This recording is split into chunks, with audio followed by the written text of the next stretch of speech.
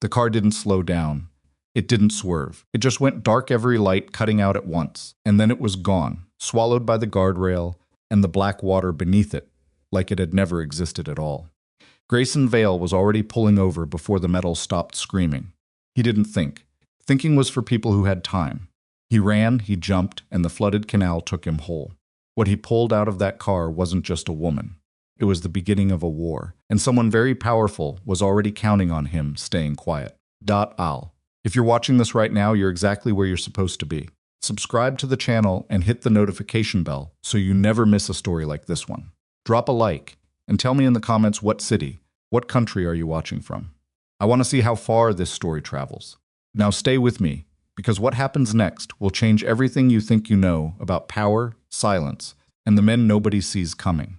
The rain had been falling for 3 hours without apology.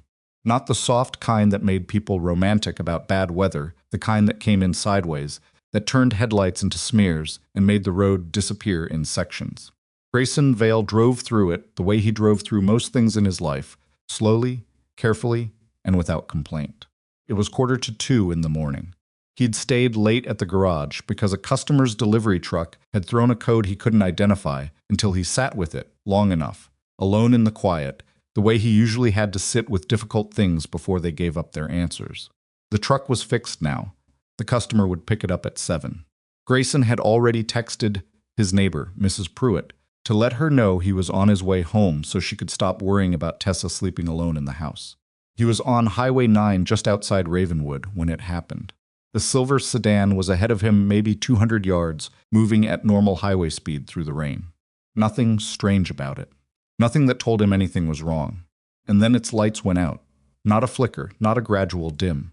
Every light, headlights, taillights, cabin glow, everything died simultaneously, like someone had reached into the car and cut the power to the universe inside it. Grayson's foot came off the gas. In the dark, the sedan didn't slow. It didn't correct.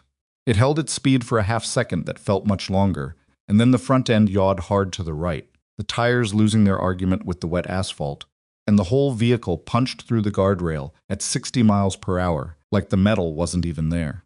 The sound was enormous and then gone, swallowed by the rain and the dark. Grayson had his truck stopped on the shoulder before he was fully aware he'd made the decision to stop. He was out of the cab and running toward the gap in the rail before his mind had assembled a complete sentence about what he was doing or why. The canal was 12 feet below the road.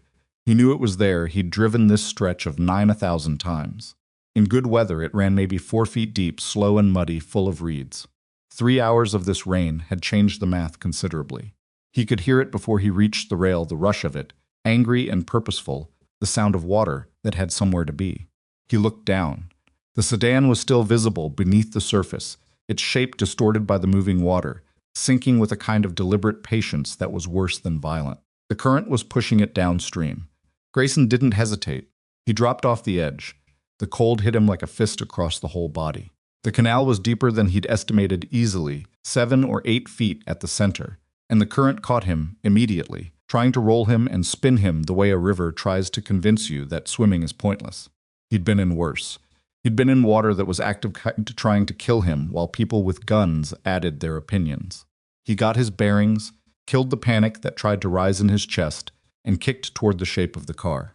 The sedan had come to rest against the far bank, nose tilted down, rear end lifted slightly by the current. He got his hands on the trunk and pulled himself along the passenger side to the rear window. He could see her through the glass, a woman, maybe 30, dark-haired, slumped sideways against the restraint with her face toward him, like she'd turned to see who was coming. Unconscious. Not moving. The water inside the car was already at chest level and climbing. He tried the door handle. Nothing. He tried it again, threw his weight into it. The door didn't move and didn't budge and showed no interest in changing its mind. He thought, briefly and with focused professionalism, that's wrong.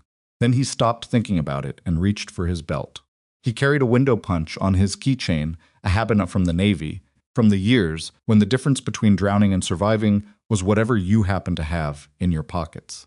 The hardened steel tip hit the rear window at the lower corner, and the glass spiderwebbed and then caved, and the water rushing in from outside helped him knock the rest of it through.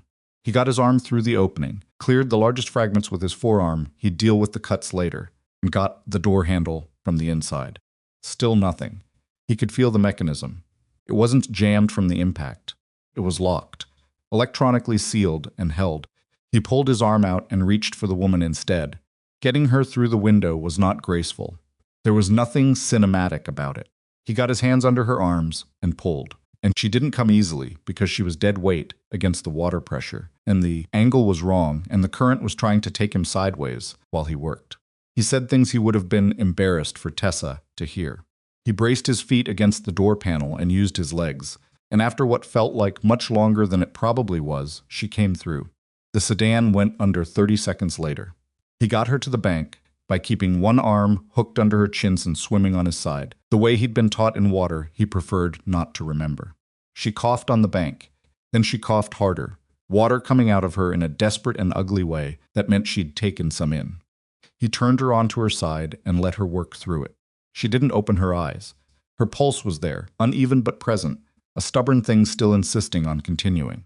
He climbed up to the road and flagged the first headlights he saw. The ambulance came first, then the county sheriff's deputies, then a fire truck, though by then there wasn't much for the truck to do except stand there looking official in the rain. Grayson sat on the ambulance bumper with a foil blanket around his shoulders while a paramedic put butterfly bandages on his forearm. He had a cut on his chin from something he hadn't noticed getting. He was cold in the specific bone-deep way that takes hours to fix. He watched the deputies set up their flares and their cones, and he watched one of them photograph the gap in the guardrail. He'd given his statement name, what he saw, what he did, what time he estimated it happened, and he'd done it in the compact, precise way that had once made his commanding officers appreciate having him in a room. What he didn't tell them yet was what was bothering him. He'd been thinking about the doors. Modern vehicles, particularly luxury sedans in this class, which he recognized as an Ellsworth E7 or E8, current generation were equipped with automatic crash safety unlocks. It was a federal requirement. Impact sensors detected a collision event above a certain threshold and released all door locks and latches to allow emergency egress. The system was specifically designed so that someone in Grayson's position, reaching a vehicle after an accident, did not have to fight the door. The door had been sealed, not broken jammed, not stuck from body deformation. Sealed. The mechanism had been active. He'd felt it. He kept that to himself for now and walked back to the guardrail. The canal below had calmed slightly. The sedan was invisible, settled somewhere in the silt. One of the deputies was getting ready to radio for a tow crane. Grayson looked at the rail itself, at the point of impact, at the fresh scrape of chrome and paint on the concrete support pillar just before the break. He looked at the angle of impact. He looked at the road surface. No skid marks. In a hydroplaning incident, which was the obvious explanation, this road, this weather, you'd expect to see some indication of braking. Panic braking. Even partial engagement would leave something on the wet surface. There was nothing. He filed that away too. Then he walked back to his truck and pulled the dashcam from the windshield. It was a Van True unit he'd installed himself 2 years ago because a customer had disputed a repair and tried to claim Grayson had damaged a vehicle that arrived at the garage already scraped up. After that, Grayson had cameras on everything that mattered. The dashcam recorded continuously and stored the last 48 hours of footage on a rolling loop. He confirmed the card was seated correctly, powered the unit, and watched the playback on the small screen in his rain-streaked cab. The sedans appeared in the footage from about 200 yards back. He watched himself slow down on the approach. He watched the lights cut out in a single instant. He let the footage run. He was on the third watch-through when the vehicles arrived. They came from the Ravenwood direction, moving fast 4 black SUVs, corporate plates, no emergency lights. They pulled up hard on the scene perimeter, and 6 men in dark jackets got out with the coordinated efficiency of people who'd been told where to be and exactly how quickly to get there. Not law enforcement. Something else. One of the deputies walked over to engage them. Grayson watched the conversation from 20 yards away. The deputy looked at something on a phone screen credentials of some kind and stepped back. A woman got out of the last SUV. She was somewhere in her 60s, he guessed, with silver-white hair cut close, and a posture that announced she was accustomed to walking into rooms and having them rearrange themselves around her. She wore a coat that probably cost more than Grayson's truck, and she moved through the rain without appearing to care about it, which was either extremely wealthy or a very good performance of extremely wealthy. She looked at the gap in the rail. She looked at the ambulance. She looked at the foil-blanketed man sitting on its bumper. Then she walked toward him with the specific expression of someone who had already decided the outcome of the conversation they were about to have. "Mr. Vale," she said. He hadn't given his name to anyone in a dark jacket. The deputies had it, but they were 30 feet away. "You know my name," he said. It wasn't a question. "I do." She stopped a few feet from him, close enough to talk under the rain without raising her voice. "My name is Lenora Voss. I'm the board chair of Ellsworth Automotive. The woman you pulled out of the water is our CEO." Grayson looked at the ambulance. The paramedics were stabilizing the woman for transport oxygen, IV line, backboard as a precaution. "She's alive," he said, "which is the important thing." "Yes." Lenora Voss reached into her coat and removed an envelope. She held it out to him without ceremony or explanation. "We'd like to express the company's profound gratitude." He looked at the envelope but didn't take it. "What's that?" "A check." "For what?" "For your discretion," Lenora said. She kept her voice pleasant. "You witnessed something deeply upsetting tonight. We're asking you to allow our team to handle the investigation, preserve Sabrina's privacy, and let us manage this matter internally. The amount on that check," she paused briefly, "would be significant for a man in your position." Grayson looked at her for a moment. Then he looked at the envelope. Then he looked at the deputies, who were still documenting the guardrail and had stopped paying attention to this corner of the scene. He reached out, took the envelope, looked at the amount. It was a significant number. She hadn't lied about that, and handed it back. "I'm not a man in a position," he said. "I'm a mechanic with a truck and a dashcam. And your people need to make sure whoever's processing this scene knows not to let your technicians near the vehicle's electronic control unit before an independent investigator gets a copy of the data." Something moved in Lenora Voss's expression. Not much. She had the kind of face that had been trained for decades not to show things. But something was there, brief as a shadow. "That's an unusual thing for a mechanic to know to ask about," she said. "I know about cars," Grayson said. "Go home, Ms. Voss." She didn't go home. She held his eye for a moment longer than comfortable and then said, in the same pleasant, controlled voice, "Before I do, I think you should know that I'm already aware of your history with this company. Mr. Vale, your time in our electronic safety division, the circumstances of your departure, all of it." The rain came down. The deputy radios crackled. Somewhere behind him, the tow crane was setting up. Grayson said nothing. "I'd encourage you to think carefully," Lenora said, "about how you'd like this evening to be remembered. You're a good father, a man with a business to protect." She folded the envelope back into her coat pocket. "Think about what serves your daughter." She walked back to her SUV. Grayson stayed on the bumper. The paramedic came over and told him the hospital was recommended for the cuts and potential hypothermia. He said he was fine. The paramedic said most people who were fine didn't look like he looked. He thanked her anyway. He drove home in the rain with the dash cam on the seat beside him. When he turned onto his street, Mrs. Pruitt's porch light was on. He sat in the driveway for a few minutes before going in, long enough for the shaking to stop, not from the cold. He was mostly past that, but from the specific kind of tremor that comes from holding yourself very still when every trained instinct in your body is screaming that something is profoundly wrong. He thought about the locked doors. He thought about the vanished skid marks. He thought about a woman named Lenora Voss, who had arrived on the scene of a crash before he'd finished giving his statement, who already knew his name, and who had suggested gently, pleasantly, with the envelope still warm in her pocket, that his daughter's well-being might depend on how carefully he chose his next words. He went inside. Tessa was asleep. He stood in her doorway for a long moment, listening to her breathe the way he used to stand watch over sleeping teammates in places where sleeping was a calculated risk. Then he went to the kitchen, sat down at the table with the dashcam unit and a cup of water, because the coffee maker was broken again, and watched the 40 minutes of footage before the crash one more time. He watched it twice. Then he understood what he was looking at. And what he understood was this: the woman who had been pulled from that canal had not had an accident. He didn't sleep. He tried. He lay down on the couch because he didn't want to track canal mud into the bedroom, and he pulled a blanket over himself and stared at the ceiling while the rain eased from violent to steady to something almost quiet. His body was exhausted in the specific full-system way that comes from cold water exertion, every muscle having been asked to do too much too fast, but his mind refused to cooperate with the idea of rest. It kept returning to the footage, to the exact frame where the sedan's lights went out, to the fraction of a second between darkness and impact, to the doors that hadn't opened. At 4:30, he gave up on sleep entirely, made coffee in the broken machine that required you to hold the brew button for 11 seconds, or it would stop mid-cycle, and sat back down at the kitchen table with his laptop. He wasn't searching for anything connected to Ellsworth Automotive or Sabrina Ellsworth or Lenora Voss. He was smarter than that. What he was doing was quieter, looking at the published technical specifications for the E7 platform's safety architecture, which were publicly available in the regulatory filings that automakers submitted to federal transportation authorities. He'd read these before, years before. He'd helped write some of the internal documents that eventually fed into them.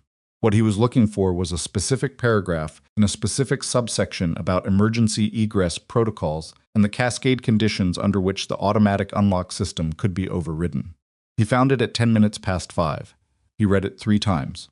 Then he closed the laptop, drank his coffee standing at the kitchen window, and watched the sky begin making up its mind about whether to offer a decent morning or not. It settled on gray, which seemed appropriate. At 6:15, Tessa came downstairs in her socks and her pajamas with the small dinosaurs on them, her hair spectacular with sleep, and stopped in the kitchen doorway when she saw him. "You look terrible," she said. "Good morning to you too." Were you up all night? "No," he said, which was technically true if you counted the 45 minutes he'd spent horizontal on the couch.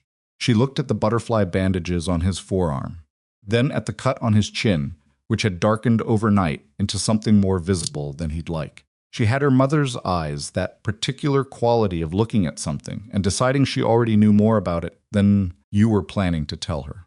It had been both a gift and a complication since Tissa was about 4 years old. "Dad, I helped somebody out of a car last night," he said. "They're fine. I'm fine. Eat breakfast."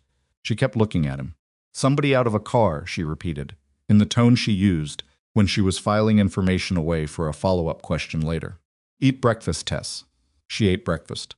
She talked about a project she was doing on weather systems for school, which, under different circumstances, Grayson would have found genuinely interesting, and he listened as well as he could while his mind ran parallel tracks. He walked her to school at 7:40, the sidewalks still wet from the night before, the gutters still running.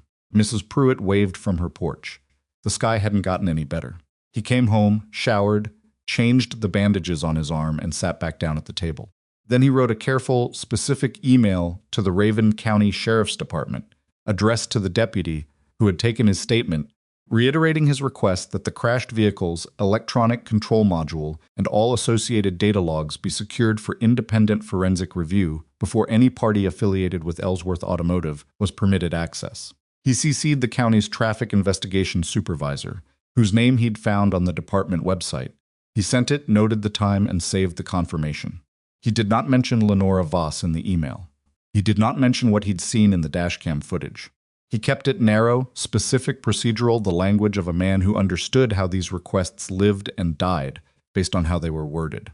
Then he went to the garage and opened at 8:30 because he had 2 cars coming in, and life did not pause for canal rescues.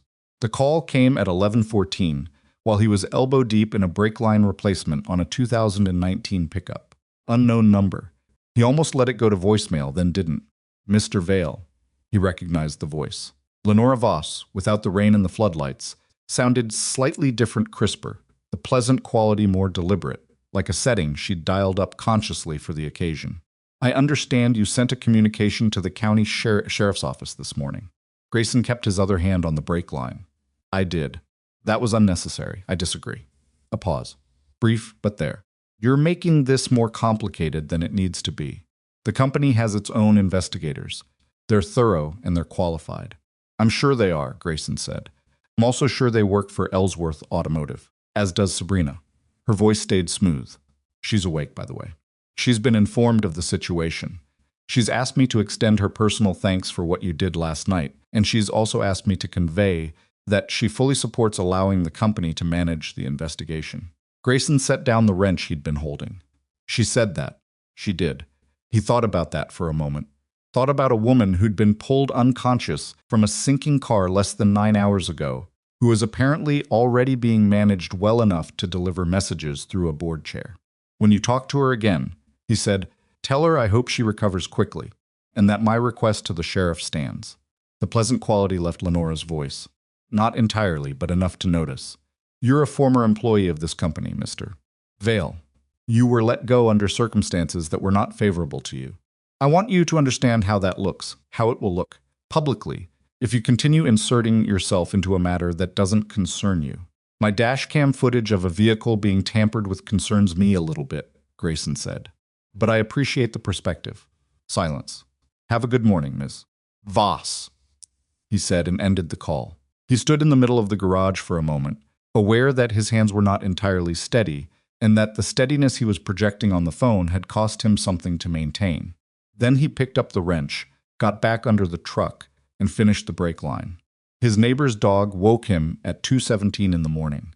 Grayson was a light sleeper in the way that people who've spent years in situations where sleeping through things carried consequences become light sleepers, which is to say he was awake and oriented before the dog had barked twice, and he was at the bedroom window before he was fully aware he'd gotten out of bed. The street outside was quiet. It was a residential block, the kind of neighborhood where everyone knew which cars belonged, and the presence of an unfamiliar vehicle registered even at distance, even at 2 in the morning. He counted them before he'd made a conscious decision to count. 1 parked at the corner, 3 more down the block, engines idling, lights out. Another pair at the far end of the street, bracketing the intersection. Black SUVs, the same model as the night before. He was dressed in 40 seconds. Jeans, a dark shirt, boots that laced rather than slipped on because laces didn't come loose. He checked on Tessa asleep, undisturbed, the small dinosaurs rising and falling on her chest, and went downstairs. He didn't turn on any lights. At the kitchen counter, he picked up his phone and dialed the non-emergency line for Raven County Sheriff, reported a group of unidentified vehicles surrounding his residence, gave his address, and was told a deputy would be dispatched. He estimated 15 minutes for a deputy to arrive. He noted that 15 minutes was a long time. Then he went to the front door and opened it. The porch light came on automatically. He stood in its light and looked at the street the way he used to look at rooftops in places where the architecture could contain either nothing or something terrible, and you had to learn the difference quickly. There were 20 SUVs in all. He counted them properly now, 12 down his block, 4 at each end. The doors were opening. The men who got out wore dark clothing and the particular blank expression of private security personnel who had been told to look professionally uninvested in the outcome of whatever was about to happen. They were good at the look. Most of them were probably former law enforcement or military. Most of them were probably reasonable men in a general sense. None of that changed what they were here to do. One of them walked up the path toward Grayson's porch. Mid-40s, wide-shouldered, holding a tablet in one hand and nothing in the other. The nothing was deliberate, communicating restraint, openness, the intention of a conversation rather than a confrontation. "Mr. Vale," he said, "I'm Senior Director Harlan Mace, Ellsworth Security Division. We need your dashcam unit, any memory cards or storage devices associated with it, and any recordings or images you may have copied or transmitted from those devices." "Do you have a warrant?" Grayson said. "We're not law enforcement. We don't operate under." "Then we're done," Grayson said. "Nobody crosses my gate without a warrant. Not you, not the men behind you, not whoever sent you." Mace glanced down at the tablet. "We can make this process very simple. The company is prepared to be generous." "I heard about the company's generosity last night," Grayson said. "I wasn't interested then. I'm not interested now. Call this off and go home." There was a pause. Mace was doing the thing where he appeared to be checking something on the tablet, but was actually waiting for an instruction through an earpiece. Grayson had done this enough times on the other side of a communications setup to recognize the rhythm of it. Then the SUV at the end of the path opened and Lenora Voss got out. She'd exchanged the evening coat for something more businesslike, which at 2 in the morning, in a residential neighborhood, felt like its own particular kind of statement. She walked up to Mace's position, stopped, and looked up at Grayson on the porch, with an expression that had given up on pleasant entirely. "This is your last opportunity to be reasonable," she said. "I will bury your business. I have the lawyers, the capital, and the patience to make your life in this town impossible. Code compliance, licensing reviews, supplier relationships, everything that keeps a small independent garage operating can be made difficult for a very long time. I want you to understand that this is not a threat. It's a description of what happens next." Grayson looked at the street. 20 vehicles. Probably 40 men total, maybe more he couldn't see. He thought about how many resources it required to assemble this kind of operation in the middle of the night. He thought about what someone needed to be trying to hide in order to believe this was worth the risk of doing it. "You sent people to my home," he said, in the middle of the night, with my daughter asleep upstairs. Let that sit for a moment. "Whatever you think you know about me, Ms. Voss, you've made a significant miscalculation." "You're one man," she said. "I know," he said. "I've been one man before." He wasn't performing anything. He wasn't trying to sound hard or composed or any particular way. It was simply the most accurate thing he could say about the situation. Lenora studied him. Something shifted in her assessment, not visible in her face exactly, but in the quality of her attention, the way a person recalibrates when they realize the variables in a situation are not what they assumed. Mace took a step toward the gate. "I'd stop there," Grayson said. Mace stopped. Two of the men down the path moved sideways, flanking. Grayson tracked them without turning his head, the way he'd tracked rooms and corridors for years, not dramatically, not with the performance of awareness, just actually watching all of it simultaneously. One of the flanking men was holding something low at his side that Grayson couldn't identify at distance. He was genuinely unsure how the next 60 seconds were going to resolve. And then, from beyond the far end of the blockade, headlights. A single car, a gray sedan, ordinary, nothing corporate about it, stopped behind the line of black SUVs. The door opened. A woman got out. She was still moving carefully, still carrying some of the night before in the stiffness of her posture, and the careful way she held her right arm where the IV line had been. Her dark hair was pulled back. She was wearing clothes that had been assembled quickly, not thrown together, but not her usual, whatever her usual was. She looked like someone who had discharged herself from a hospital earlier than her doctors would have recommended, and had then sat in a car for 45 minutes, working up the specific anger required to stand in front of 20 SUVs at 2 in the morning. She looked at the vehicles. She looked at Mace. She looked at Lenora. Then she looked up at Grayson. "Mr. Vale," Sabrina Ellsworth said.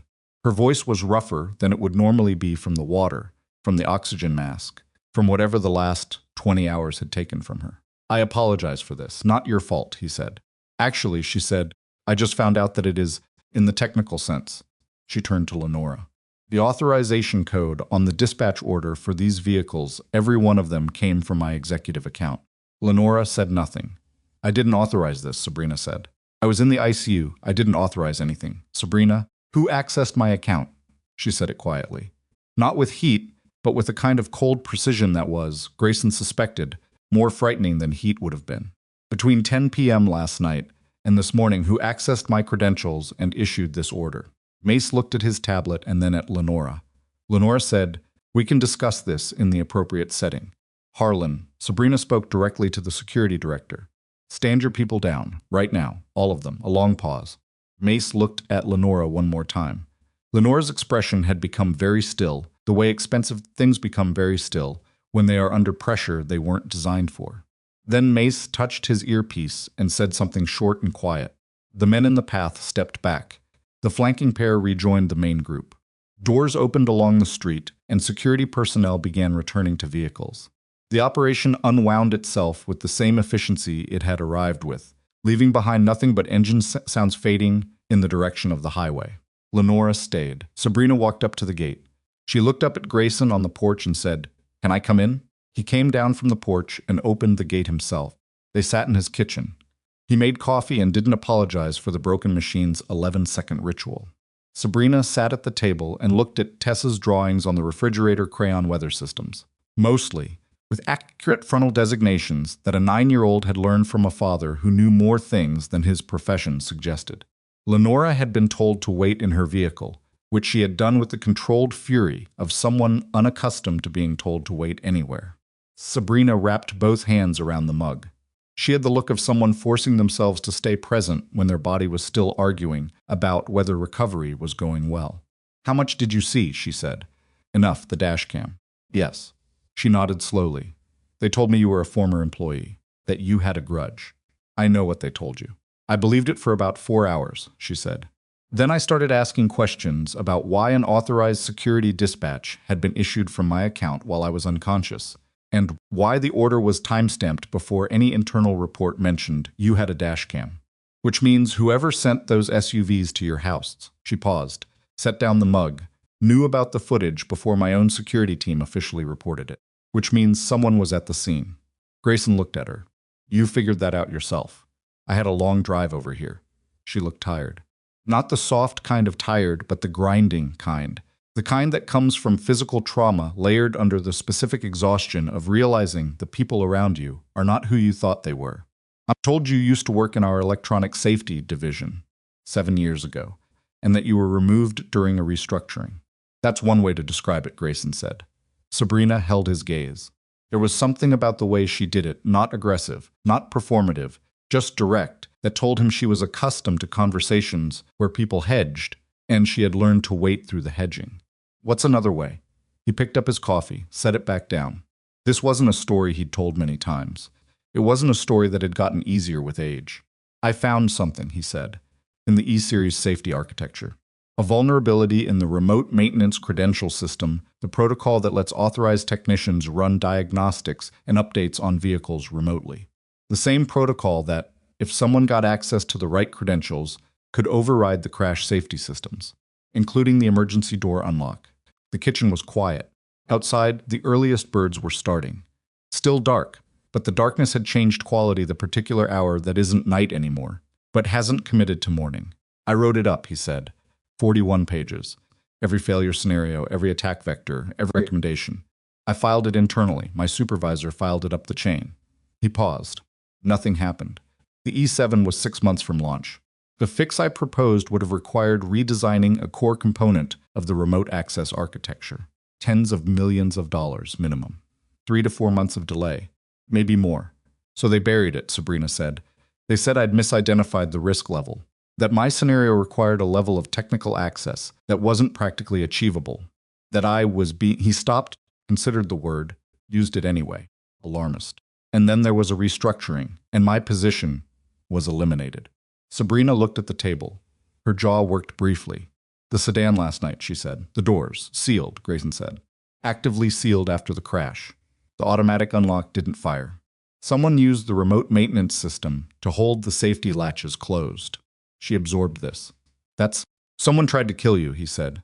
He kept his voice level, not because he felt level, but because there was no better way to say it, and dressing it up would have been worse. Using a vulnerability I documented 7 years ago.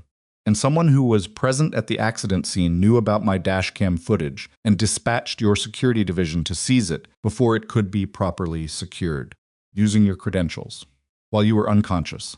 The coffee machine made a sound like it was reconsidering its life choices. Sabrina looked at him for a long time, not calculating processing. There's a difference. And Grayson had learned to tell them apart. I need to see the footage, she said. I know. And I need someone independent, not Ellsworth, not county, someone with no connection to either to look at it with us. I have a name, Grayson said, if you want it. She nodded. He found the paper where he'd written it, Malcolm Reeve, forensic systems auditor, independent practice out of Charlotte. A former federal investigator who had spent 11 years doing exactly this kind of work and had, as far as Grayson could determine from research he'd done at 5 in the morning, while the coffee machine protested, never been retained by any major automaker. Sabrina looked at the name. Then she looked at him. You researched this tonight, she said, while my people were surrounding your house. Before that, actually. Something crossed her face. Not quite a smile. Something that recognized a particular kind of person and was reassessing how to talk to them. Why didn't you take the money, she said. Lenora's check. Last night. Grayson considered the question. It wasn't that he didn't know the answer. It was that the answer required saying something honest that he'd spent years not saying out loud to people he didn't know. I have a daughter upstairs, he said, and every car on the road has a family inside it. And 7 years ago, somebody decided that a delay in their product launch mattered more than fixing something that could kill people. He looked at the paper in her hand. The check wouldn't fix that. Sabrina set the paper on the table between them. Outside, the sky had finally started to lighten, not dramatically, not with any kind of announcement, just the slow, reluctant gray that passes for morning in late-season North Carolina. Okay, she said. Mr. Vale, Grayson. Okay, Grayson. She wrapped her hands around the coffee mug again. I want to see the footage. I want Malcolm Reeve on the phone before 7 a.m. And I want you to tell me everything you remember about what you put in that 41-page report. He pulled out his phone and set it on the table. This is going to take a while, he said. I'm not going anywhere, she said. Upstairs, through the ceiling, a small alarm began to sound Tessa's 6:15 wake-up. The one with the rooster sound she'd chosen herself and refused to change, despite it being objectively the worst sound Grayson had encountered in his adult life. Sabrina looked up at the ceiling, then at him, with an expression that for the first time contained something resembling ordinary human curiosity rather than the managed focus of a person doing crisis management at dawn. "Your daughter?" she said. "Yeah." He stood and pushed back the chair. "Give me 15 minutes. Make yourself at home. Don't touch the coffee machine or it'll start over." He went upstairs, turned off the rooster, and sat on the edge of Tessa's bed while she pulled herself toward consciousness with the focused effort of someone ascending from a considerable depth. "You're still here," she said, which was her version of good morning on school days, when she'd expected he might have left for the garage already. "I'm still here," he said. "Is someone downstairs?" He had underestimated her, which was a mistake he made regularly and corrected regularly, and apparently needed to keep correcting. "Yeah," he said. "Someone I'm helping. Tessa processed this." "Is it about the car from last night?" "Eat breakfast," he said. "I'll explain what I can." She gave him the look again, the one that meant she was filing this away, and then sat up and reached for her socks, which was her version of conceding the point for now. He went back downstairs. Sabrina had not touched the coffee machine. She was sitting exactly where he'd left her, her phone on the table, a number already dialed, and waiting Malcolm Reeves' office line, which had a recorded message for after-hours contact that included a cell number for urgent matters. She looked up when he came in. "Ready?" she said. Grayson sat down, picked up his own phone, and pulled up the dashcam footage. 39 minutes before the crash, he said. "Watch the upper left corner of the frame. There's a maintenance vehicle parked on the service road." She leaned forward. He hit play.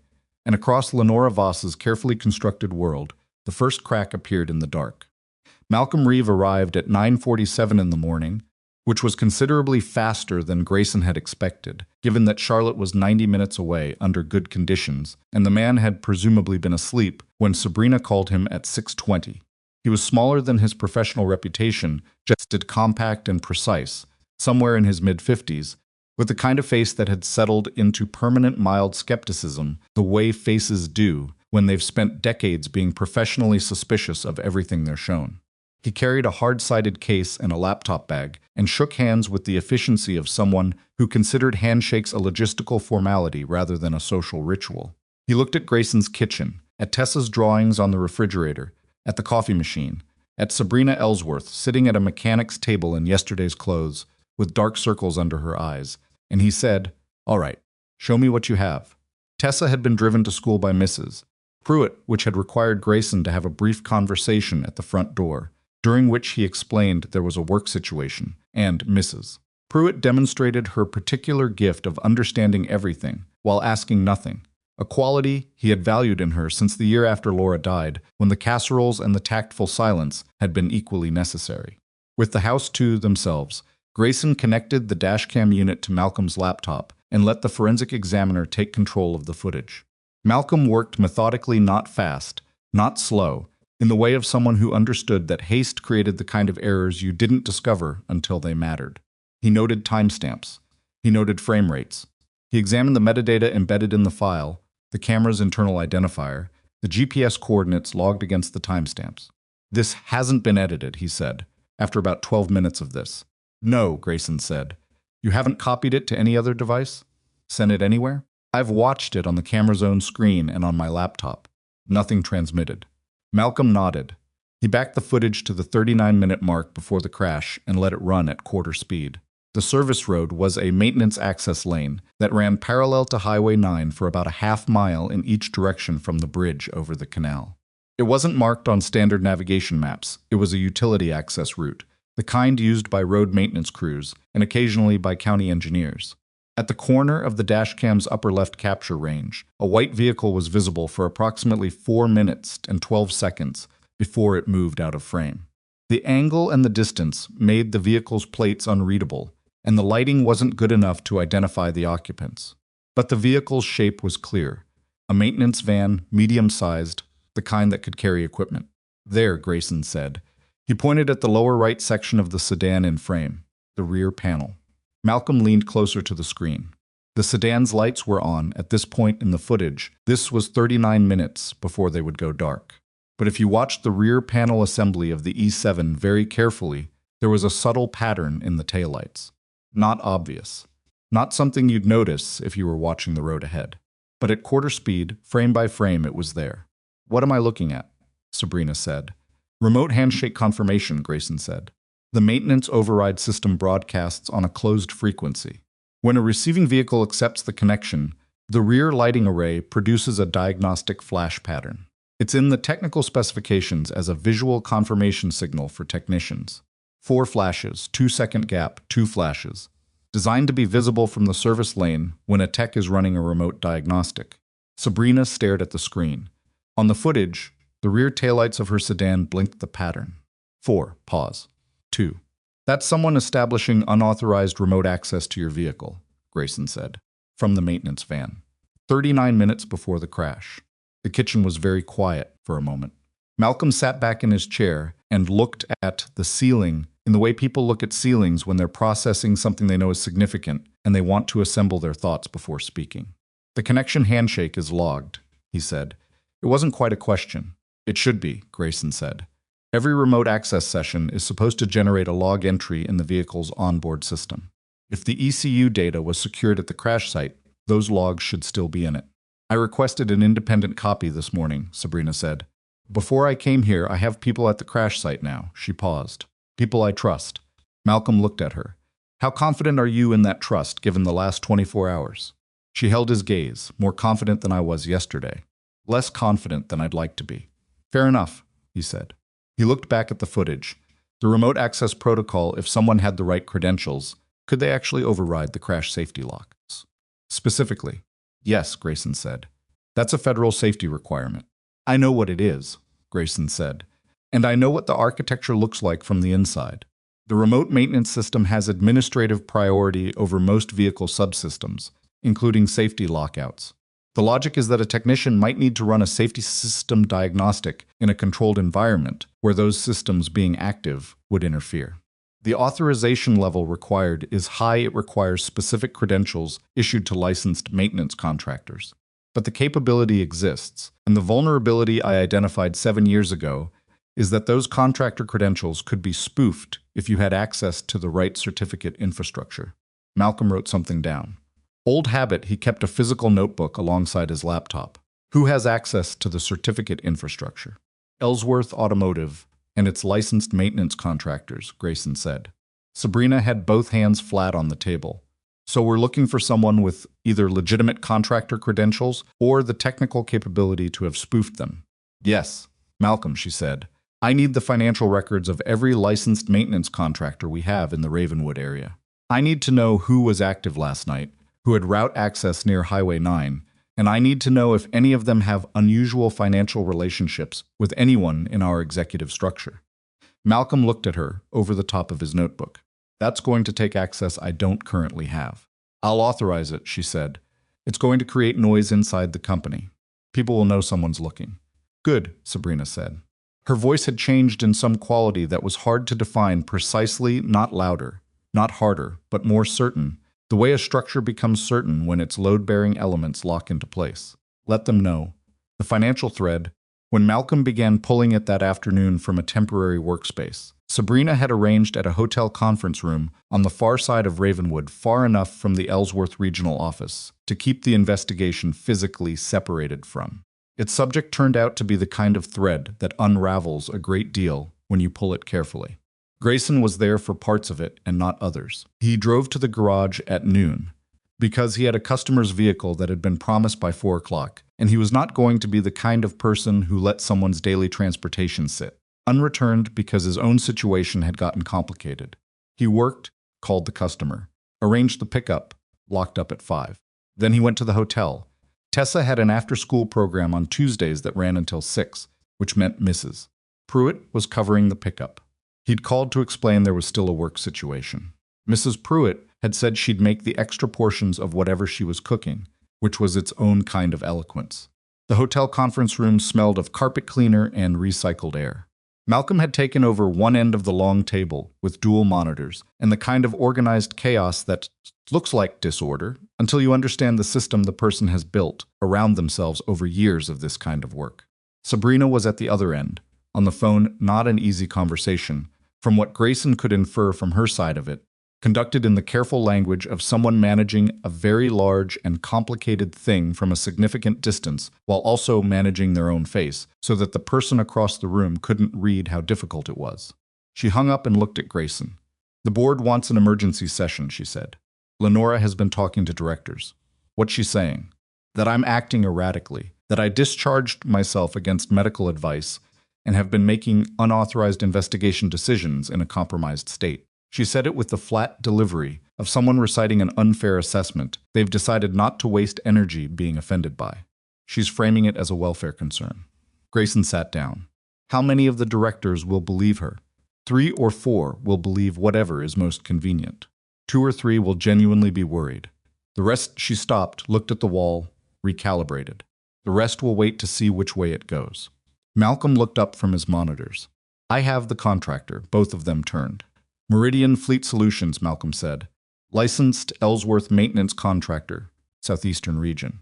Operating agreement signed 14 months ago.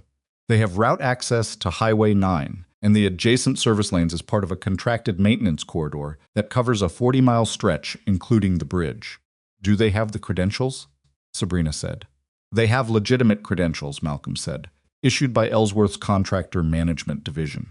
But here's the part that matters." He turned one of the monitors so they could see it. Meridian Fleet Solutions was incorporated 18 months ago. Its registered ownership structure runs through 2 holding companies, and the second holding company, he clicked, and a name appeared on the screen, has a director in common with a private investment fund. Sabrina's expression didn't change, but she went very still. "Who holds that fund?" she said. Malcolm said the name. Grayson didn't recognize it, but he didn't need to, because Sabrina's response told him everything, not through anything dramatic, not through anything she said, but through the specific quality of stillness that takes over a person's body when they receive information that confirms the worst version of a thing they'd been hoping wasn't true. "Lenora," she said. "Indirectly," Malcolm said. "It's layered enough to require a forensic accountant to testify to it definitively. But the structure is there. Meridian Fleet Solutions is financially connected to Lenora Voss through 3 intermediary layers." The air conditioning hummed. Somewhere down the hotel corridor, a cart went by. "She didn't just know about the vulnerability," Grayson said. He kept his voice level. "She created the company that exploited it." Sabrina looked at him. "Or she created the company that someone else used. Or the connection is coincidental, and the forensic account will say so." She wasn't defending Lenora, she was being precise, and he recognized the distinction. "We need more than a financial connection. We need to link Meridian's vehicle to the scene, link the access credentials to the crash," and she stopped, "and prove Lenora knew about the original vulnerability," Grayson said. "Yes." "She did," he said. Sabrina looked at him. "The report I filed 7 years ago," he said. 41 pages. "I submitted it through the internal safety reporting system. Every access event on that system who opened a report, when, for how long is logged as part of the regulatory compliance architecture. It's a federal requirement for automakers that receive certain types of safety certification. Those logs are kept for 10 years. Malcolm had already turned back to his keyboard. "You're saying her access to your report is logged. If she opened it, and she would have had to open it to make the decision to suppress it, her access is timestamped in a system that Ellsworth can't delete without triggering a federal audit flag." Malcolm looked at him. "Do you still have a copy of the report?" Grayson had carried the answer to that question in a waterproof sleeve inside the false bottom of his truck's center console for 7 years. Not because he'd expected this day, but because some part of him had understood, in the weeks after his dismissal when the silence from Ellsworth became total and organized, that the document's existence was the only concrete evidence that the decision to ignore the vulnerability had been a decision rather than an oversight. "Yes," he said. The emergency board session was convened 2 days later at Ellsworth Automotive's regional executive facility, a glass and steel building on the north edge of Ravenwood's commercial district that had the specific quality of corporate architecture. Designed to communicate permanence and authority to the people inside it and to people walking past it on the street. Grayson had driven past it hundreds of times in 7 years without giving it much particular attention. He gave it attention now. The boardroom was on the 6th floor. Floor-to-ceiling windows, a table that could seat 30, chairs that had been chosen by someone paid significantly to choose chairs. 11 directors were present in person. 2 more were on screens at the far end of the room. Lenora sat at the far end of the table in the chair that was, without any formal designation, understood to be her chair. Grayson sat near the door. He had not been invited. Sabrina had authorized his presence as an independent technical advisor, which several directors had objected to via email in the 48 hours before the session, and which Sabrina had responded to with a one-line reply he had not been shown, but which had apparently settled the question. He wore the same clothes he wore when he wasn't at the garage: dark jeans, a plain shirt, boots. He had not dressed up because he didn't own a version of dressed up that would have been appropriate for this room, and because dressing up for a room like this one had never been the point of anything he'd done in his life. Malcolm Reeve sat beside him with his laptop and his notebook. The sessions opened with procedural formalities that Grayson tuned out. Then Sabrina presented the core of what they had: the dashcam footage, Malcolm's financial analysis of Meridian Fleet Solutions, the ECU data from the crashed sedan which had been secured independently and which showed, in the onboard logs, a remote access connection established at 1:08 a.m. on the night of the crash using Meridian's contractor credentials. The room was not quiet during this presentation. There were questions, challenges, objections, some genuine, some the product of people who'd already decided their position and were performing uncertainty for the record. Two directors wanted to know why an outside consultant and a private individual had been involved before the board was informed. Sabrina answered that she had made the call she believed was appropriate, given that her own executive credentials had been used to authorize an operation against the individual in question. That silenced the procedural objections mostly. Then Lenora spoke. She did it the way she did everything, with the unhurried confidence of someone who has spent decades in rooms like this and has never lost the central conviction that she belongs in them more than anyone else present. She acknowledged that the financial connections Malcolm had identified were concerning and required investigation. She acknowledged that the contractor situation needed review. She expressed genuinely, Grayson thought, in the specific way someone can be genuine, while also lying her hope that Sabrina made a full and complete recovery. And then she looked at Grayson. The individual at the center of this situation, she said, is a former Ellsworth employee, with a documented history of conflict with senior management. He was dismissed 7 years ago, following a performance review that identified him as disruptive and resistant to collaborative technical assessment. He is not a licensed forensic investigator. He is not a lawyer. He is not an executive or a director of this company. She paused. He is a mechanic.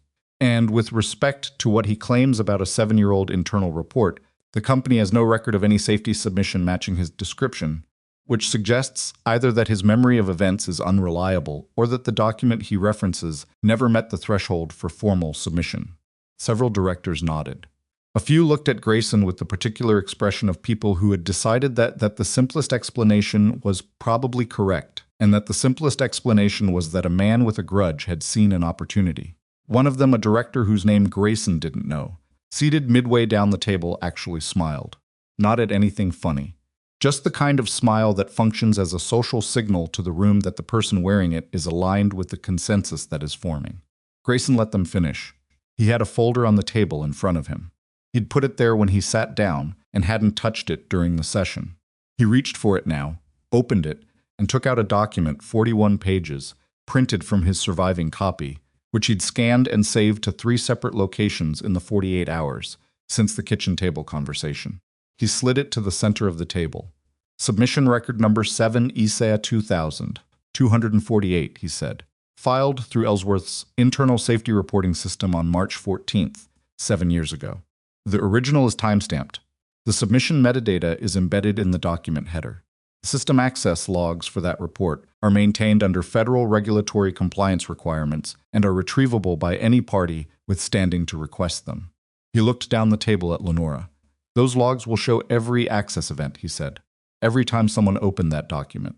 Who they were. When. How long they had it open.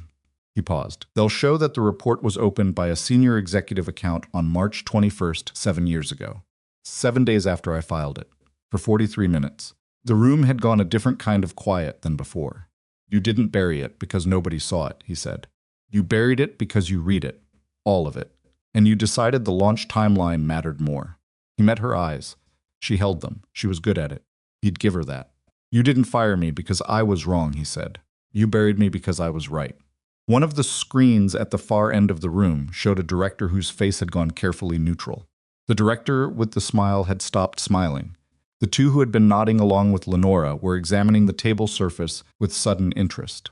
Lenora said, "This is exactly the kind of allegations." "Malcolm," Grayson said. Malcolm opened his laptop and turned it so the board could see the screen.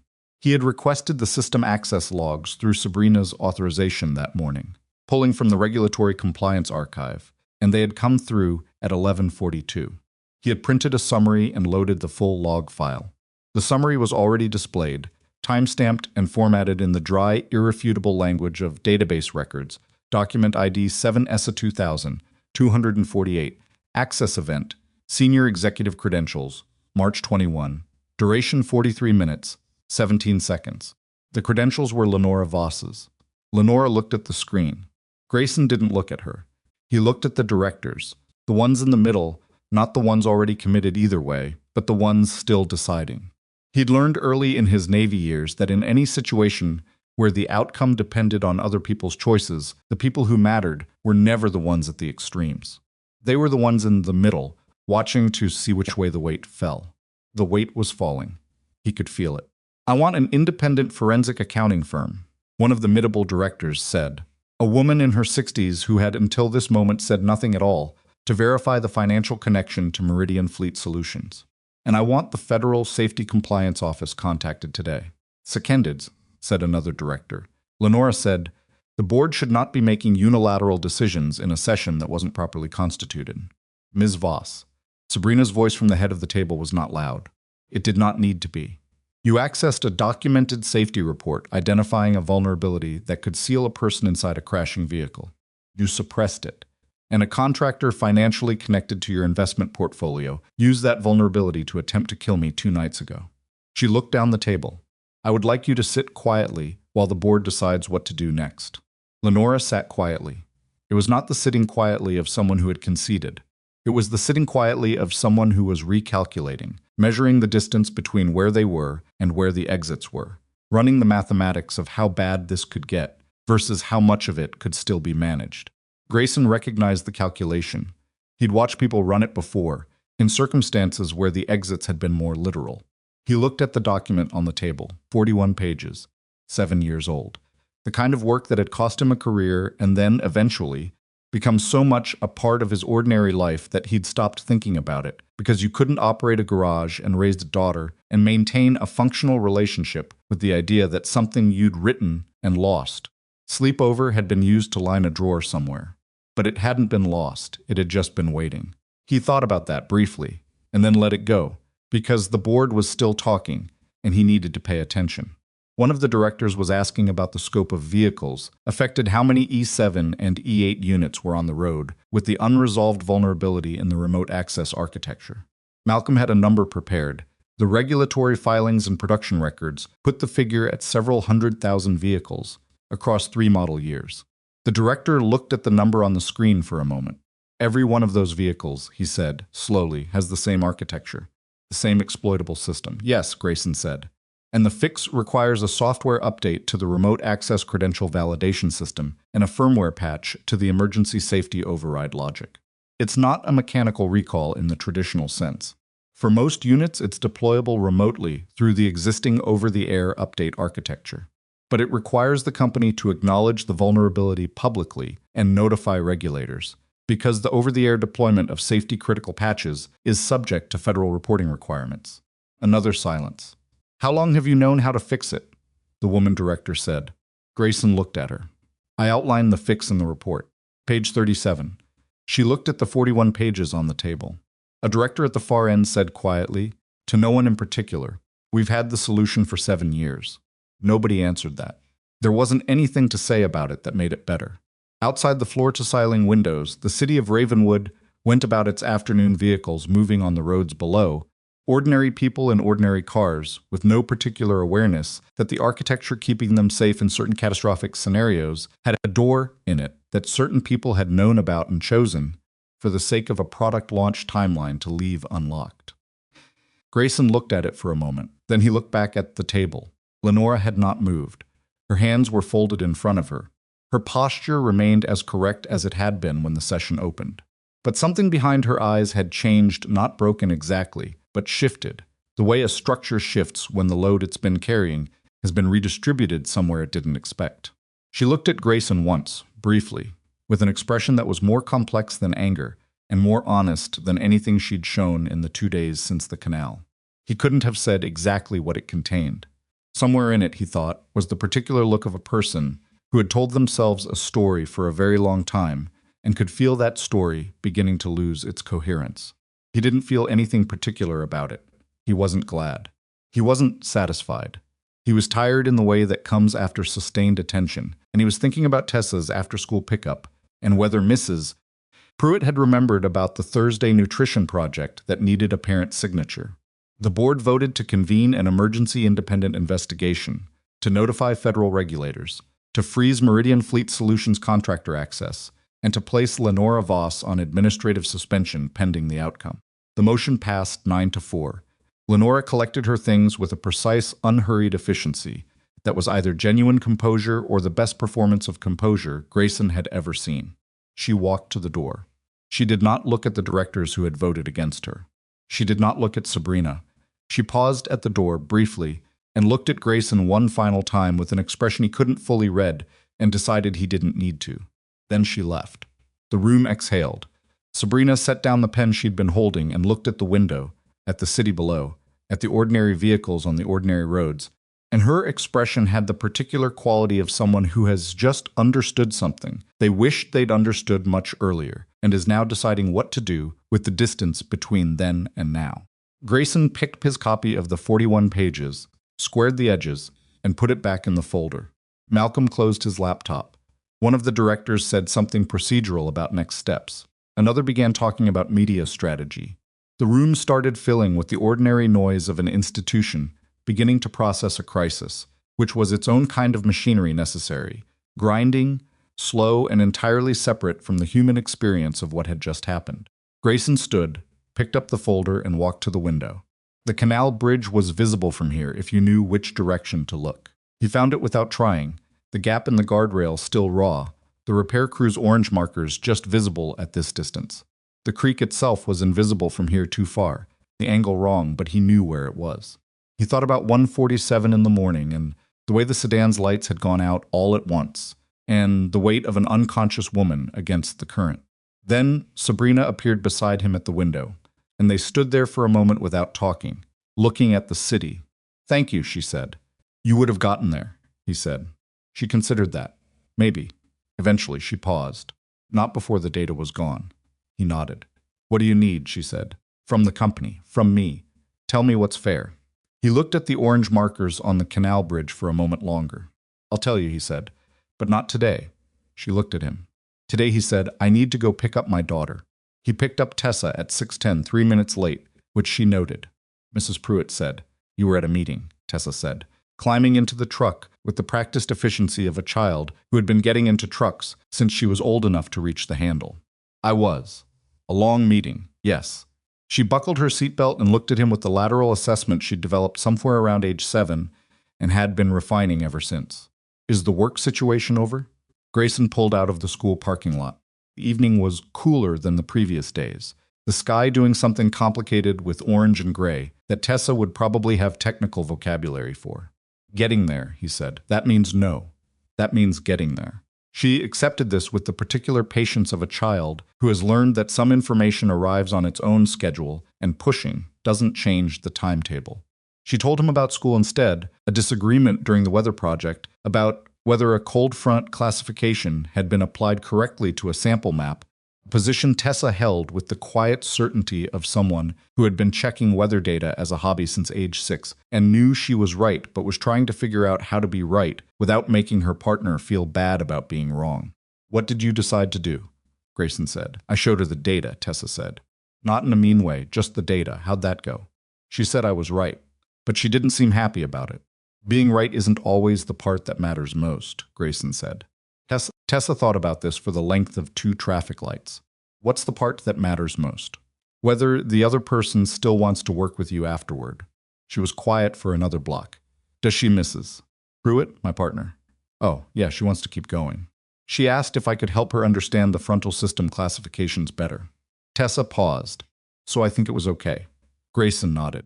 They had dinner pasta from a box because it was Thursday, and Thursday was historically a box pastet night on account of the week being long enough by Thursday that neither of them had the energy to pretend otherwise. Tessa did homework at the kitchen table while Grayson cleaned up, and the ordinary rhythm of it was so far removed from boardrooms and forensic logs and 20 black SUVs that he had a specific moment, standing at the sink with his hands in warm water, of not being entirely sure the last 3 days had happened the way he remembered them. Then his phone buzzed. Sabrina. He dried his hands and stepped into the hallway. Malcolm finished the preliminary financial map, she said. Lenora's connection to Meridian runs deeper than we thought. There's a third entity, a consulting firm that received payments from the Meridian Holding Company. That consulting firm has a contract with Ellsworth's Executive Facilities Division, which means money moved in a loop.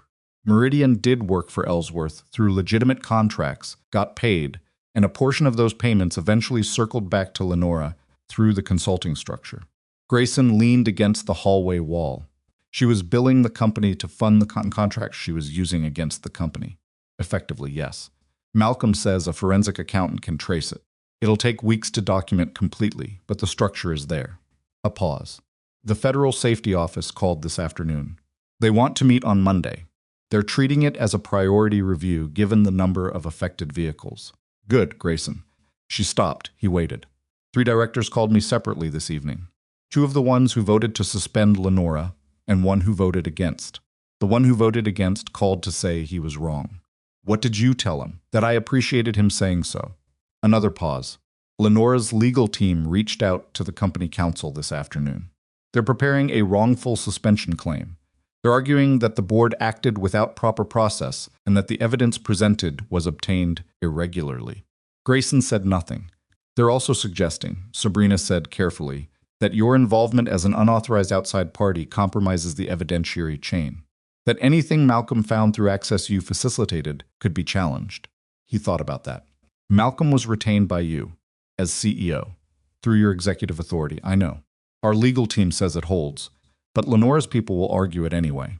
She sounded tired, not defeated, but carrying the specific weight of someone who understands that being right and being able to prove. You're right in a way that survives legal challenge are 2 different problems requiring 2 different kinds of work. How are you doing? He said.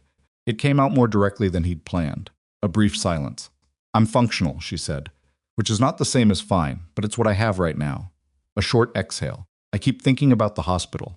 About waking up and being told I'd been in an accident, and Lenora was there. She was one of the first people in the room. She held my hand. She stopped. She held my hand, and she already knew what had been done to my car. Grayson didn't say anything for a moment. There wasn't anything useful to say about that particular fact.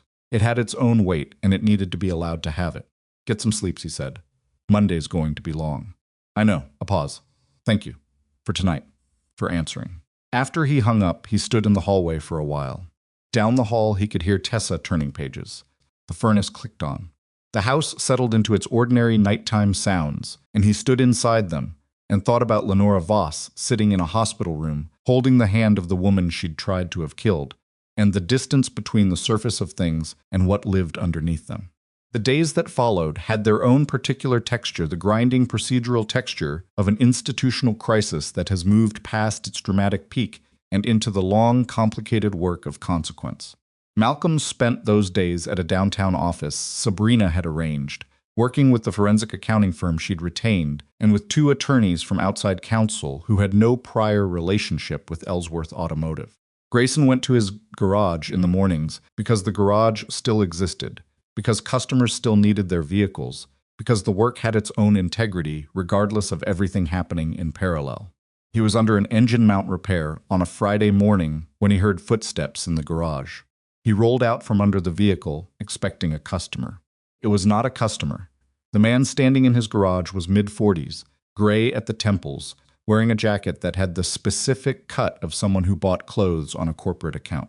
He wasn't one of Lenora's security people. Grayson had memorized most of those faces. He was someone new. Mr. Vale, the man said. My name is Douglas Pratt. I'm a partner at Callaway Pratt Associates. We represent Lenora Voss. Grayson stayed where he was, sitting on the mechanic's creeper, looking up at the man. My garage is not a law office. No, Pratt said agreeably. but I thought a less formal setting might be useful for the kind of conversation I'm hoping to have. He looked around the garage with the expression of someone performing casualness. We're not here to threaten anything, Mr. Vale. We're here because my client genuinely believes there's been some misunderstanding about the nature of several decisions she made, and she believes a direct conversation. What? No, Grayson said. Pratt blinked. I haven't finished? I heard enough, Grayson said. He stood up, wiped his hands on a shop rag, and looked at Pratt directly. Your client sent people to my home in the middle of the night. My daughter was upstairs. Anything your client has to communicate to me goes through the appropriate channels, which at this point means the Federal Safety Review, the independent investigation, and the legal process. Not my garage. Pratt held his ground for a moment. He was good at holding ground, in the way that lawyers trained for adversarial situations learn to stand still under pressure. My client is prepared to cooperate fully with the federal safety process. She'd like the opportunity to provide context that she believes has been missing from the investigation so far. Context, Grayson said. The decisions made 7 years ago were made in a corporate environment with significant competing pressures. My client did not act alone. The board at the time was involved in the launch timeline decisions. The safety report you authored was reviewed by multiple parties, not only by my client, and the consensus assessment at the time was wrong, Grayson said. And she knew it was wrong because she read 43 minutes of documentation explaining specifically why it was wrong. That's not context. That's a choice. Pratt looked at him for a moment. Something shifted in his professional composure, not much, but enough to suggest he'd encountered the answer he'd expected, and hadn't figured out the next step yet. Mr. Vale, he said more quietly, my client has spent 30 years building this company. She's not a villain. She made decisions under pressure that she believed, at the time, were manageable risks. Manageable for whom? Grayson said. For the launch timeline, not for the people in the cars. He picked up his wrench. I'm going back under this vehicle. Please leave. Pratt left. Grayson went back under the vehicle and finished the engine mount, and when he was done, he sat on the creeper in the middle of the garage floor for a few minutes, not doing anything particular, just breathing, until the specific pressure in his chest that the conversation had produced had distributed itself into something he could work with. He told Sabrina about Pratt's visit that afternoon. She listened without interrupting and then was quiet for a moment. She's building a narrative, Sabrina said. Shared responsibility. Systemic pressure. Nobody acting alone. She paused. It's not entirely wrong as a description of how corporate decisions get made. It's just being used to dilute specific accountability. I know, Grayson said. I'm not interested in the narrative. I'm interested in whether it affects the federal review. Malcolm says it shouldn't. The access logs are what they are. The financial connections are what they are. She paused. But the question of what the board knew 7 years ago, that gets complicated. Several current directors were on the board then. If Lenora's defense is that it was a collective decision, some of those directors have exposure. Grayson thought about that. The board votes. The people who'd laughed in the session when Lenora called him a mechanic with a grudge. Are they going to pull their support? 2 of them have already quietly retained separate counsel, Sabrina said. The ones who voted against Lenora's suspension. One of them, yes. And one who voted for it. A pause. This is what it looks like when an institution tries to protect itself. Parts of it will do the right thing. Parts of it will do the self-protective thing. And sometimes those are the same action. She was right, and he knew she was right, and knowing it didn't make the machinery of it any less us-grinding. There's something else, she said. He waited. The independent investigation team found the specific Meridian employee who operated the van on the night of the crash. He was a contracted field technician. He cooperated. He said he received the deployment instruction through Meridian's internal dispatch system as a routine maintenance call. A pause. He didn't know what he was doing. He thought he was running a diagnostic protocol on a corporate vehicle. The actual override sequence was embedded in the diagnostic package. He initiated it through his device, without knowing what the package contained. Grayson absorbed this. He's 23, Sabrina said. He has a 2-year-old at home. Lenora insulated herself, Grayson said. Used the contractor structure to put distance between the decision and the execution. The person who set up the override package knew exactly what it did. The person who deployed it thought he was doing his job. Yes. He thought about the 23-year-old, about what it meant to be used as a mechanism by someone who had arranged things precisely so that the consequence would fall on the mechanism and not the engineer. He needs his own lawyer, Grayson said. A good one, not one that Meridian provides. I've already had our outside counsel refer someone, Sabrina said. He doesn't know it's coming from us. There was a version of Sabrina Ellsworth that Grayson had assembled from Reputation and News, and the second-hand impression of someone who ran a corporation worth several $billion. That version was composed and strategic and somewhat abstract, the way powerful people are abstract when you haven't met them. The version sitting across from him or on the phone with him, in this case, kept doing things like that. Small, specific, human things that the abstract version wouldn't have thought to do. Monday, he said. Federal Safety Office. What do you need from me? Your testimony about the original report. The timeline. Your technical assessment of the vulnerability and the fix. She paused. And I need you to help me understand something before we go in. What? Lenora's team is going to argue that the recall, if it happens at scale, will be catastrophic for the company. Hundreds of thousands of vehicles, regulatory penalties, potential class action exposure, stock impact that could threaten the workforce. She said it flatly, not as an argument for any particular outcome, but as a fact she was laying on the table. 3 of my directors who supported the suspension have already asked me privately whether there's a middle path, whether the patch can be deployed quietly through the existing OTA system without a formal safety disclosure. Grayson was quiet for a moment. They're asking you to do the same thing Lenora did, he said. I know that, just more quietly. I know. Her voice was even. I'm not going to do it. But I need to be able to explain to those directors, in terms they can actually process, why I'm not going to do it. Because right now they're looking at the balance sheet and the workforce numbers, and they genuinely believe they're trying to protect people. Grayson thought of how to say this. He thought about it for longer than he usually thought about things before speaking. There's a woman in Raleigh, he said. I don't know her name. She drives an E7, so I've seen enough of them on the road that statistically someone in Raleigh drives one. She has a commute. She takes her kids to school in the morning. And somewhere in the architecture of that car, there's a door that can be held shut by someone with the right credentials and the wrong intentions, or by a system failure that nobody planned for, or by a software bug in the remote access stack that nobody's found yet. He paused. The quiet patch fixes the architecture. It doesn't tell her what her car could have done. She'll never know the risk existed. And when the next shareholder meeting comes around, nobody has to explain the recall numbers. Silence on the line. But if there's another incident, he said, if someone else's car goes dark on a wet highway, if the patch missed an edge case, if the deployment had a failure on a specific hardware variant, if anything goes wrong and in safety-critical systems, things go wrong in the gaps you didn't anticipate. He stopped. Then the company knew. They patched it quietly because disclosing it was inconvenient. And that's not a regulatory problem. That's something else. Sabrina said nothing for a long moment. Tell me that to the directors, she said. Monday morning. Before we go into the federal office, I want them to hear it from you. The Monday morning meeting happened in a Raleigh conference room at 8 a.m. with 6 directors present and Sabrina at the head of the table. Grayson sat where he'd been placed, not at the head, not at a corner, in the middle of one side, which was either deliberate staging or coincidence, and probably wasn't coincidence. He said what he'd said to Sabrina on the phone, mostly. He said it without notes, in the same plain language he used to explain a brake failure to a customer who didn't know what a caliper was not talking down, just finding the words that were actually accurate rather than the ones that sounded technical. One of the directors, a man in his early 60s named Harwick, who had been on the board for 11 years, and who Grayson had seen nodding along with Lenora during the emergency session, said, "You're asking us to absorb a massive regulatory and financial event when a quiet OTA patch would achieve the same safety outcome." It might achieve the same safety outcome, Grayson said, if the patch is complete and the deployment works. Those are assumptions. In your technical assessment, are they reasonable assumptions? In my technical assessment, every major OTA safety patch I'm aware of has had variant-specific deployment failures affecting between 2 and 8% of the target fleet. In a fleet of several 100,000 vehicles, 2% is several thousand cars that don't receive the patch correctly and may not flag the failure. Harwick looked at the table.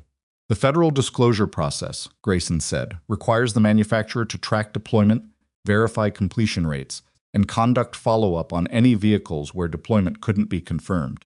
The quiet patch skips that infrastructure. It also skips the requirement to notify owners that their vehicle received a safety-critical update, which means if the update caused any secondary issues, owners wouldn't know to look for them. Another director, the woman who had called for the independent forensic accounting in the emergency session, said, "What happens to those 2 to 8% of vehicles if they're not patched and there's another incident?" "That's a liability question for your lawyers," Grayson said.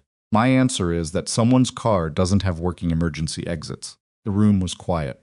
"I'm not trying to destroy the company," Grayson said.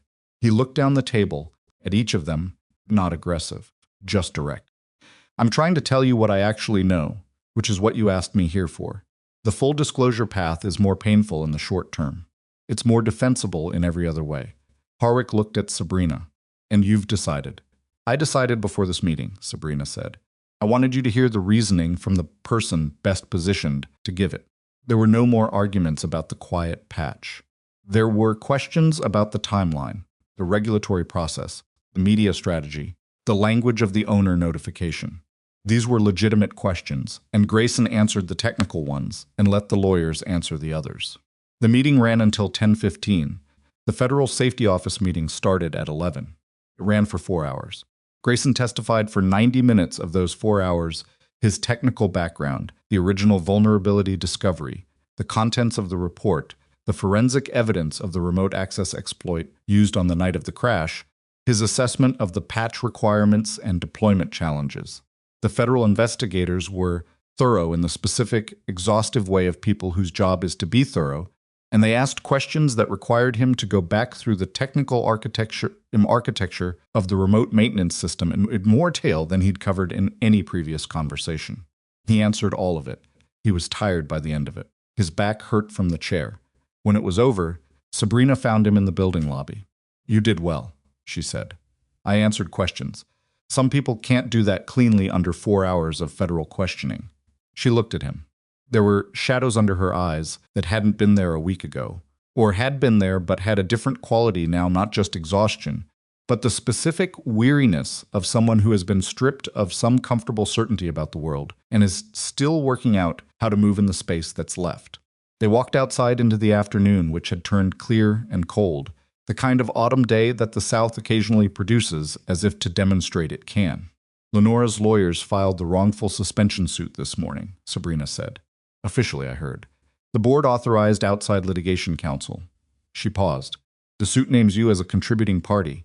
Unauthorized interference prejudicing the board process, undisclosed conflict of interest as a former employee."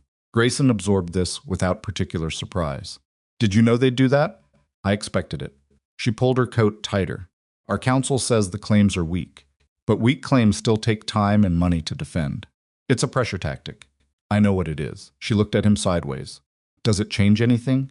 He thought about that for a genuine moment. About the garage, about Tessa, about the mortgage that was manageable when business was good and less manageable when business wasn't. About what a prolonged legal engagement would cost in practical terms. "No," he said. She nodded, not as if she'd been testing him, but as if she'd needed to know the answer, and now she did. They stood on the steps of the federal building while the afternoon traffic moved on the street below. A city bus went by.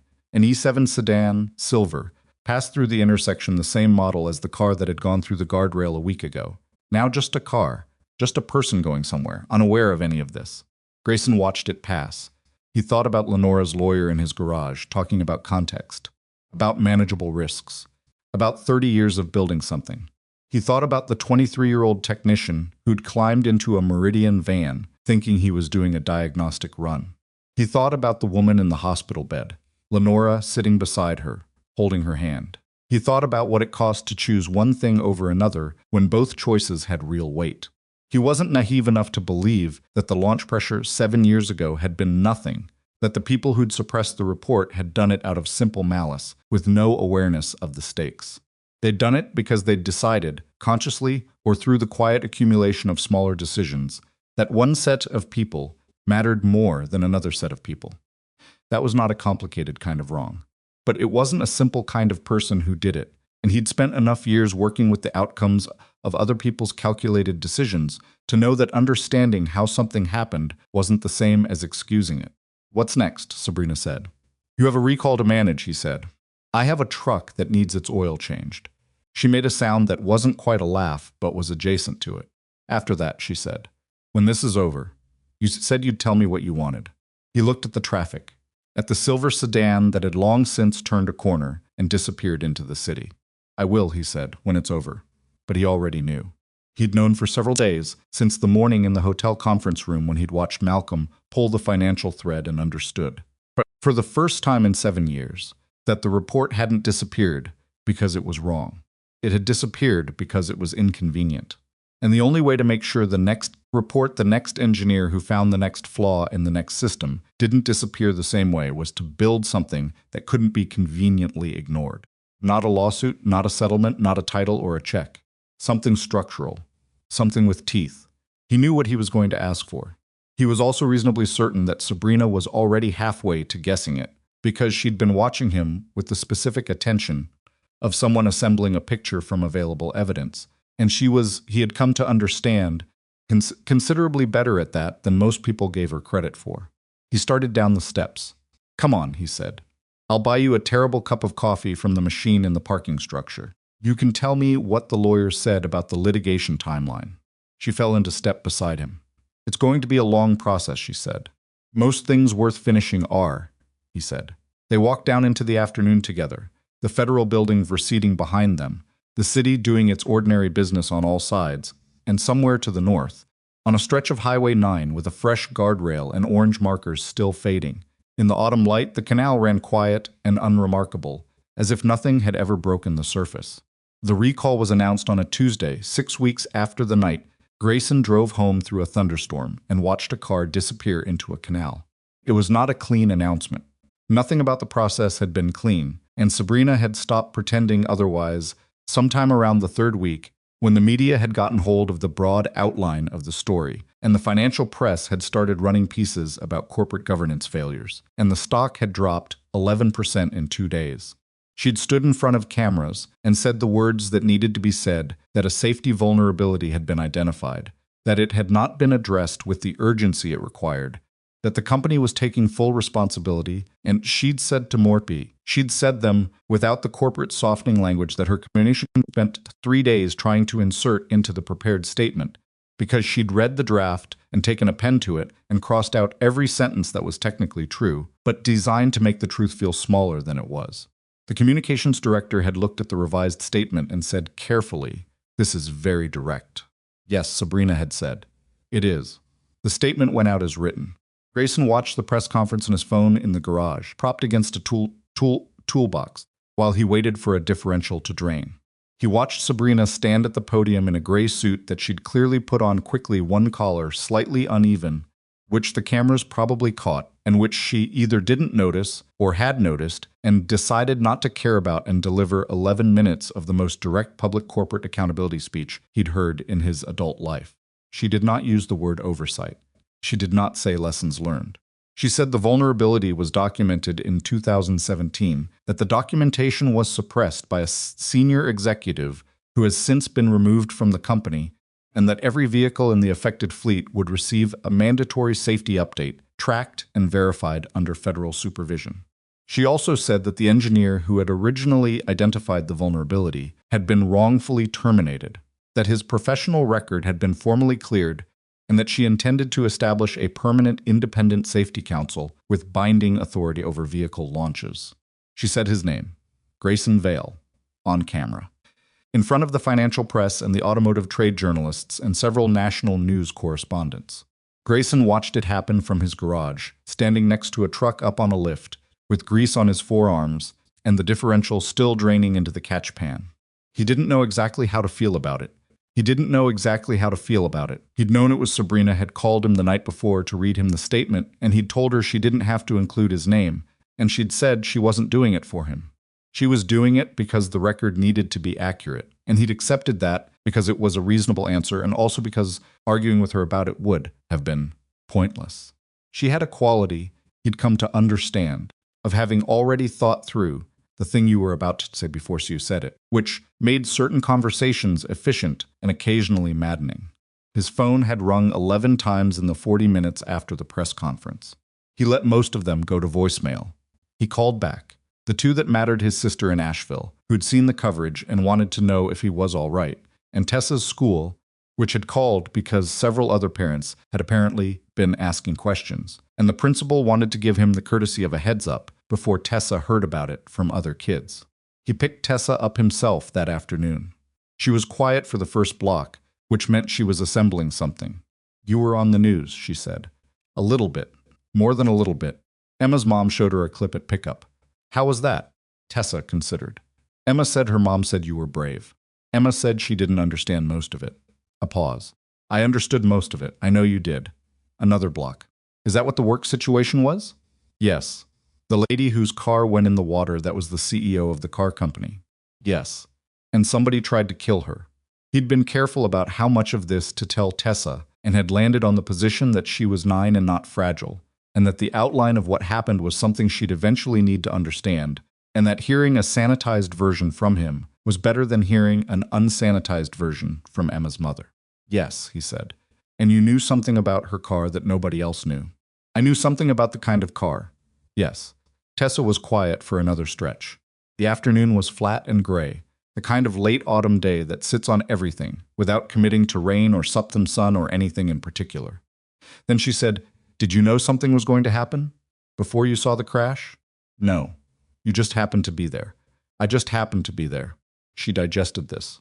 "That's kind of random." "Yes," he said. "It is." She looked out the window. "I'm glad you were there," she said, in the matter-of-fact tone she used for things that were emotionally significant and that she didn't want to make into a production. "Also, I'm glad you didn't get hurt worse. The cuts are almost gone." "Almost," he agreed. "Also," she said, "Mrs. Pruitt cried when she saw the news. She didn't know I saw her, but I did." Grayson didn't say anything to that.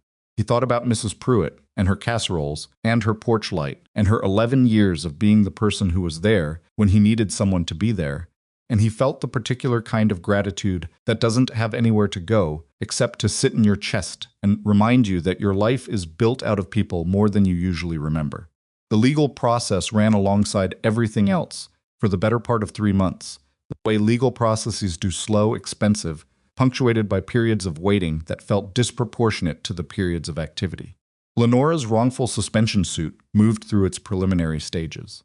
The criminal referral that the Federal Safety Office had made to the Department of Justice moved through its own different stages. These two processes existed in parallel and occasionally intersected in ways that required Grayson to speak with lawyers, more than he'd spoken with lawyers in his entire previous life combined. He was deposed twice. The first deposition ran 6 hours. The second ran 4. He answered every question he was asked in the same language he used for everything plain, accurate, specific, and declined to speculate beyond what he actually knew, which frustrated Lenora's attorneys in ways that were occasionally visible despite their professional training. One of them, a younger associate who was probably 2 years out of law school and had been given the job of running the secondary deposition, asked him at one point whether he had any personal animosity toward Lenora Voss. Grayson thought about it genuinely. "No," he said. The associate looked skeptical. "You were terminated from a job you valued. Your professional reputation was damaged, and she sent private security personnel to your home at 2 in the morning when your child was asleep inside. And you have no personal animosity." "I didn't say I thought well of her," Grayson said. "I said I don't have animosity. Those are different things." "What's the distinction?" He thought about how to answer this in a way that was both honest and not going to be used in a way he didn't intend. "Animosity is wanting something bad to happen to someone," he said. "I don't want anything to happen to Lenora Voss. I want the cars to be fixed. Those aren't related." The associate wrote something down and moved on. After the second deposition, outside on a Raleigh sidewalk in January cold, Malcolm Reeve appeared beside him, hands in his coat pockets, breath visible. "You know," Malcolm said, "most people who've been through what you've been through in the last 3 months would be a lot angrier than you are." "I've been angry," Grayson said. "When?" He thought about standing in the canal, pulling a woman through a window, about coming home to 20 SUVs on his street, about reading the board's faces when Lenora called him just a mechanic. Early on, he said, it was useful then. It's not useful now. Malcolm looked at him. What replaced it? Grayson thought about this question longer than he usually thought about things, because it was a better question than it looked. What had replaced it was something he didn't have a clean word for, not peace exactly. Nothing that tidy, but a kind of settled awareness that the work was being done, that the documents were filed, that the patch was being deployed. that the federal investigators were doing what federal investigators did when they had something solid to work with. That the thing he'd written and lost sleep over 7 years ago had not, in the end, been successfully buried. The work, he said finally. The work replaced it. Malcolm considered this.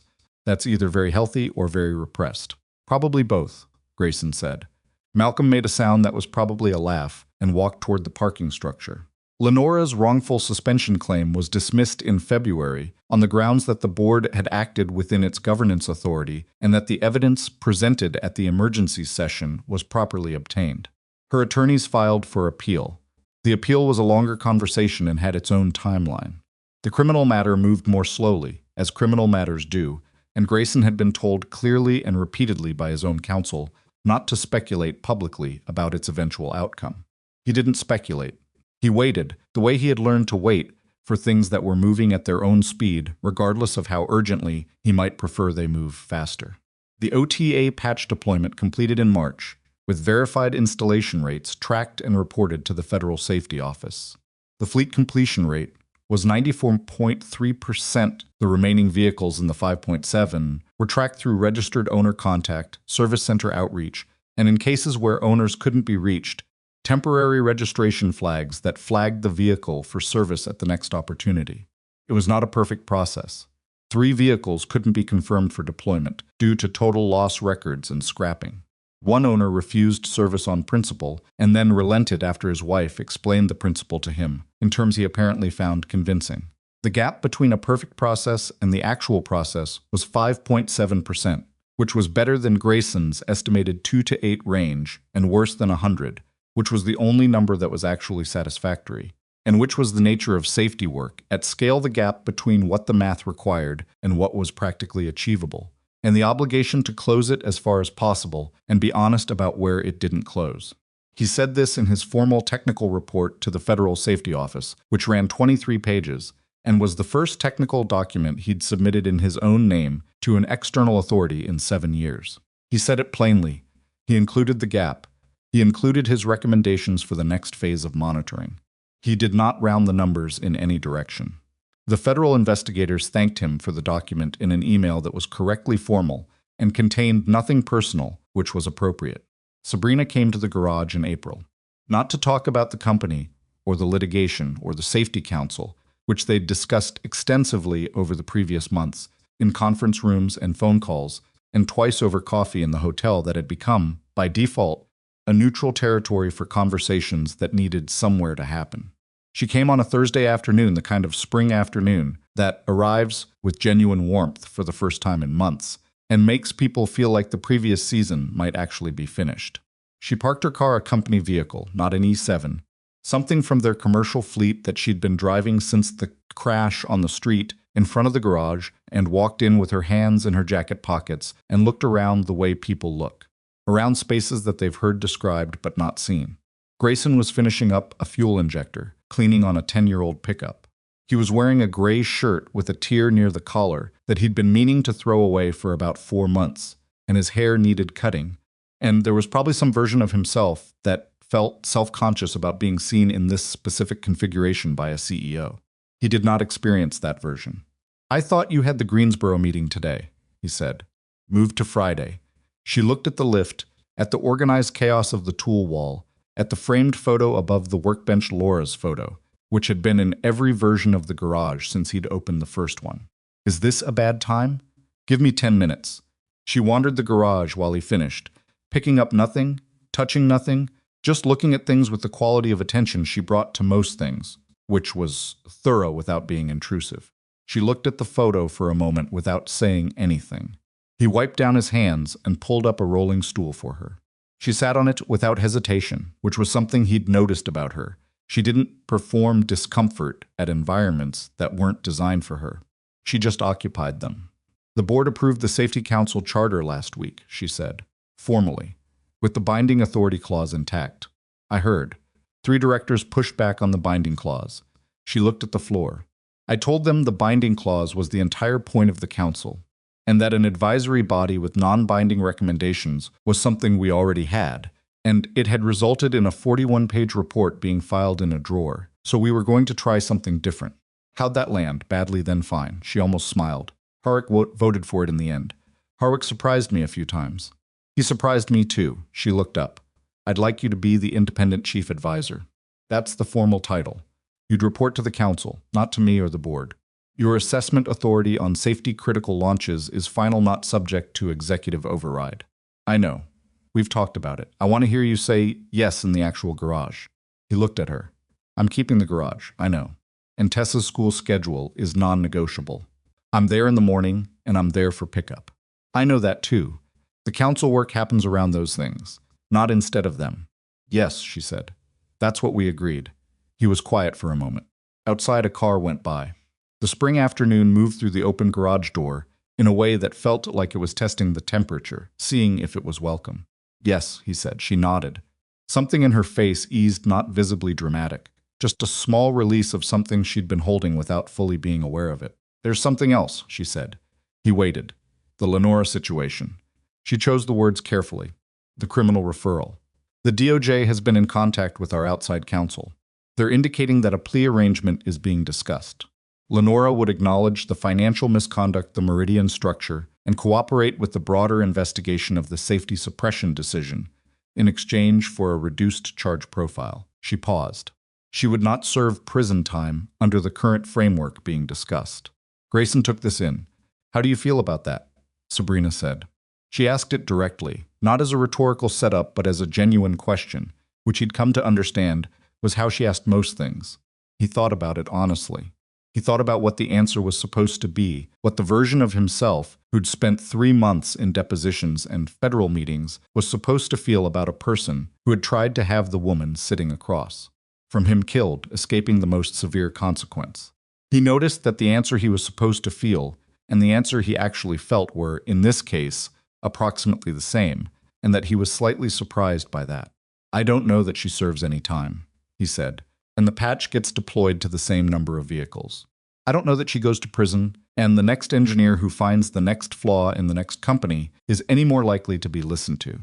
Sabrina looked at him. The council might help with that last part. Might, he said. That's why I said yes to it. She was quiet for a moment. The coffee machine, still broken, still requiring the 11-second ritual, made a sound like it was having second thoughts about its function in life. I spent a lot of time in the first few weeks, Sabrina said, trying to figure out what I should have known, what I missed, whether there was a version of the last 3 years where I was paying closer attention and I caught the Meridian structure before it was used. She looked at her hands. Malcolm told me the structure was deliberately obscure, that I couldn't have found it without the specific trigger of the crash and your dashcam. He's right, Grayson said. I know he's right. She paused. That doesn't fully close the question. He understood what she meant. The question wasn't really about whether she could have found it. The question was about what kind of person she'd been in the years before the canal, busy, trusted, running fast, taking the structures around her at face value because the structures had always held before. It was the question everyone asked themselves after something went wrong in an environment they were responsible for, and it didn't have a clean answer because it wasn't really a factual question. You fixed it, he said. When you had it in front of you. That's the part that can be chosen. She looked at him. You make it sound straightforward. It's not, he said. But it's the part that's yours. Outside, a kid on a bicycle went by, not fast, just going somewhere. The wheels making the specific sound of bicycle wheels on slightly rough pavement. The afternoon stretched. Neither of them rushed anything. Then Sabrina said, Tessa told me last week that cold fronts move faster than warm fronts. I didn't know that. Grayson stared at her. When did you talk to Tessa? Thursday pickup. You were finishing a call with the federal office. She walked over to the car and told me about her weather project. Sabrina looked mildly amused. She also told me the coffee machine was broken because you never replaced the internal valve, and that fixing it would cost about $30 and take 20 minutes. He looked at the coffee machine. He looked back at Sabrina. She's 9, he said. She's extremely 9, Sabrina agreed. He felt the specific, slightly helpless affection for his daughter that arrived periodically like a weather system, the kind that moves faster than you expect and leaves everything different. The council formally convened for the first time in May in a meeting room at Ellsworth Automotive's main technical campus that Grayson had driven past for years without ever entering. 5 members, including 2 external engineers from other industries, 1 regulatory specialist, and one representative from Consumer Safety Advocacy.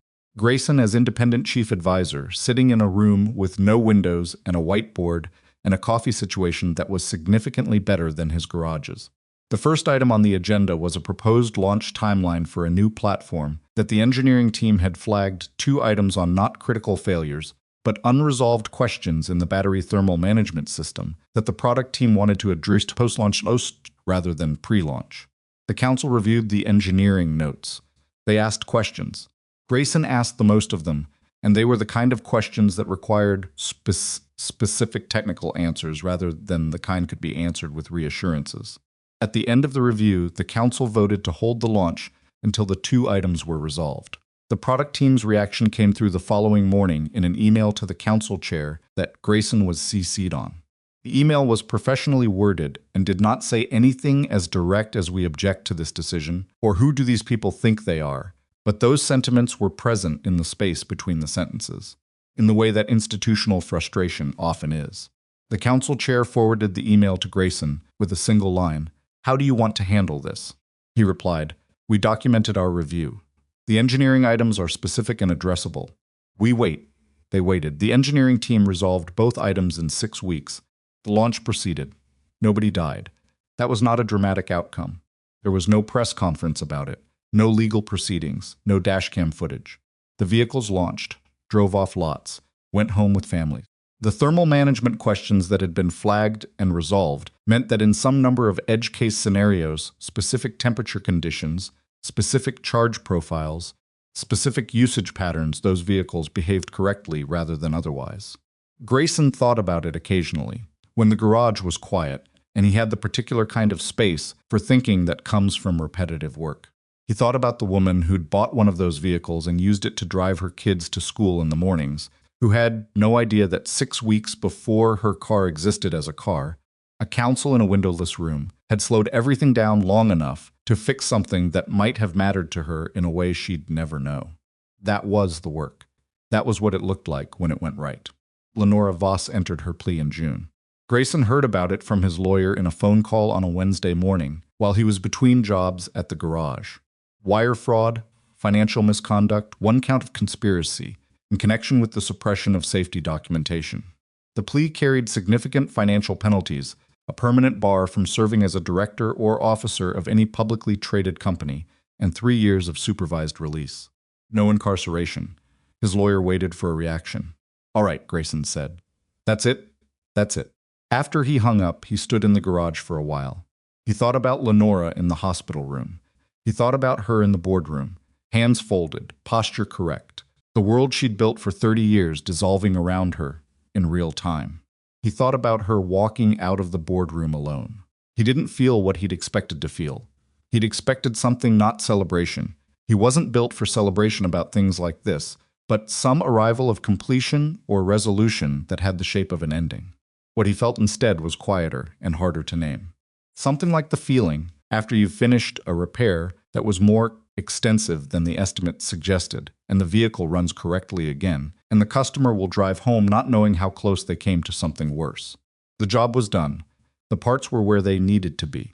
What had been broken was fixed, or fixed as much as available tools and time allowed. That was all. That was enough, he called Sabrina. "I heard," she said. "I know. I wanted to—" He stopped. He wasn't sure what he'd called to say. "I don't know what I wanted." A pause. "That's okay," she said. "Are you all right?" "I've been better," she said. "I've been considerably worse." A pause. "I keep thinking she'll get older, and the bar will lift, and she'll be back in some other boardroom somewhere, being very good at managing things." "Maybe," Grayson said. "Does that bother you?" He thought about it honestly. "I can't stop what happens 10 years from now," he said. "I can make sure the council is still standing 10 years from now. That's the part I can do something about." Another pause, softer. "You're very consistent," she said. "Is that a complaint?" "No," she said, "not even a little bit." Summer came, and with it the particular rhythm of a life that has absorbed significant disruption and is finding its way back to something functional. Not the same as before, it was never going to be the same as before, and Grayson had stopped expecting it to be, because the before in question had included a 41-page report filed in a drawer and 7 years of carrying something that hadn't been resolved. This was different. Not easier, in every sense the council work added a layer that required time and attention, and the specific kind of energy that comes from being responsible for something that matters but different in the way that things are. Different when they're pointed in the right direction. Tessa turned 10 in July. She had a birthday party in the backyard with 7 friends, all of whom had opinions about weather and misses. Pruitt brought a cake that was structurally ambitious and partially successful, which Tessa described as a good effort with some execution issues, in a tone that was so precisely her father's that Mrs. Pruitt caught Grayson's eye across the yard, and both of them had to look away. Sabrina came to the party, not as a CEO, not in the gray suit. In jeans and a light jacket, with a book about atmospheric science gift wrapped in paper, that Tessa chose immediately over 2 of the other presents, which created a mild social situation that Sabrina handled by immediately asking the other 2 gift givers what they were interested in, and actually listening to the answers for long enough that both of them forgot to be offended. She sat in a lawn chair and talked to Mrs. Pruitt for 40 minutes. Grayson watched them from across the yard without meaning to, and Mrs. Pruitt laughed at something Sabrina said, really laughed. The full version, not the polite one she used when neighbors said things that weren't funny.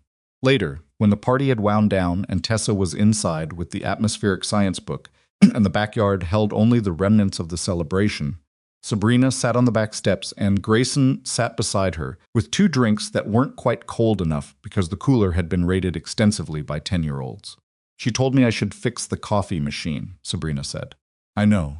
She said she'd looked up the part, that it's a specific thermal fuse and it's available online for less than $20. And the replacement takes about 15 minutes if you know what you're doing. I know, Grayson said. She told me too. Did you order the part? Not yet. Sabrina looked at him sidelong. Why not?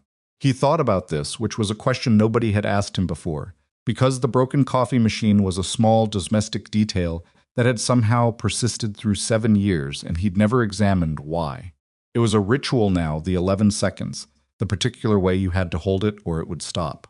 He'd stopped noticing it as a malfunction at some point, and started experiencing it as a characteristic of the machine, the way old things develop characteristics that aren't features exactly, but become part of what they are. I don't know, he said, honestly. Fix it, she said. Maybe, he said. She made a sound that wasn't quite a laugh. The backyard held its quiet. Inside the house, Tessa had apparently reached a section of the atmospheric book that required her to share it. They could hear her reading aloud to no one in particular, in the confident tone of a person who has found something that justifies their prior interests. I owe you something, Sabrina said. No, you don't. I do. She looked at the yard, at the deflating balloon that had been tied to the fence post, and was now expressing its honest feelings about July in North Carolina. Not money. Not a title. I know those aren't, she stopped. I keep trying to find the thing that equals what you lost. The 7 years, the job, your professional reputation sitting in a drawer. Don't, he said. Grayson, the council, he said. That's the thing that equals it. Not for me, the record's clear, that's done. But for the next engineer who finds the next problem. The council is the thing. She was quiet. I didn't do any of this for Ellsworth Automotive, he said. I didn't do it for the recall or the stock price or the press conference. I did it because there are people in cars on every highway in this country who go from point A to point B without knowing what's inside the architecture keeping them alive, and they shouldn't have to know. That's the deal. You build the car, you make it safe, they don't have to know. He paused. The council keeps that deal honest. That's what it's worth. Sabrina looked at him for a long moment, the kind of look that is also a decision. Okay, she said. Okay, he said. The evening moved in from the east, the sky going the particular bronze of a summer sunset, the heat finally beginning to recede at the edges. Through the kitchen window, Tessa's voice continued its weather report to an audience of 1. Grayson thought about the canal. About 1:47 in the morning, the rain, the vanished skid marks, the locked doors. About the 41 pages sitting in a drawer for 7 years, while the world kept moving and the cars kept launching, and the flaw stayed in the architecture like a door with a broken lock that everyone decided to walk past. He thought about what it costs to say, a thing that needs to be said to people who have decided not to hear it. The particular tax on a person who keeps saying it anyway, the years of that. And what it means when, in the end, the thing is heard not easily, not voluntarily, not without a canal and a dashcam, and a night that could have gone differently in a dozen ways but heard. He'd spent a long time believing that the report had been a failure, that writing it and losing his job over it and carrying it for 7 years was the story of a person who had been right and lost anyway, which was a story with a particular shape that people told themselves to make the losing mean something. He understood now that this was the wrong frame. The report had not failed. The report had waited. It had sat in a waterproof sleeve in a truck console for 7 years, patient in the way that true things are patient, until the night the canal gave him a reason to take it out. There are things you do because you believe they matter, before you have proof that they matter, when nobody is watching and nobody is asking, and the only reason to keep doing them is the work itself. That's not courage in the dramatic sense. It's more ordinary than that. It's more stubborn. It's the kind of thing that doesn't make a good press conference, but holds up the load-bearing walls of everything else. The coffee machine in the kitchen made its sound. Tessa's voice paused, then resumed. The balloon on the fence gave up its remaining air slowly, without drama.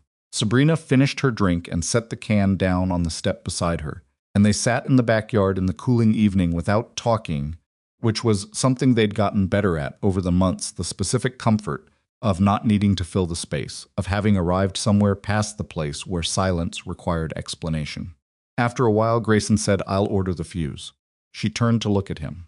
"For the coffee machine," he said. "I'll order the part." She smiled then. Not the managed version, not the professional version, not the version she wore in boardrooms and press conferences and legal proceedings. Just the actual one, with the slightly off symmetry that faces have when they're not performing anything, when they're just being the face of a person sitting in someone's backyard in the summer evening. "Good," she said inside.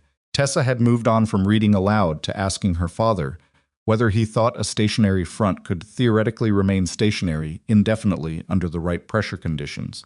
And Grayson answered from the back steps that theoretically it could, but that in practice, pressure systems never really stayed balanced forever because something always shifted.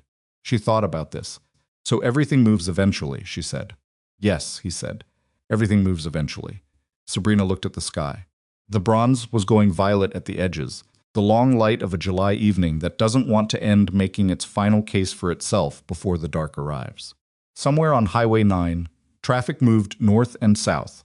Ordinary people in ordinary cars going home, the road repaired and unremarkable, the canal below the bridge running clear in the summer low water.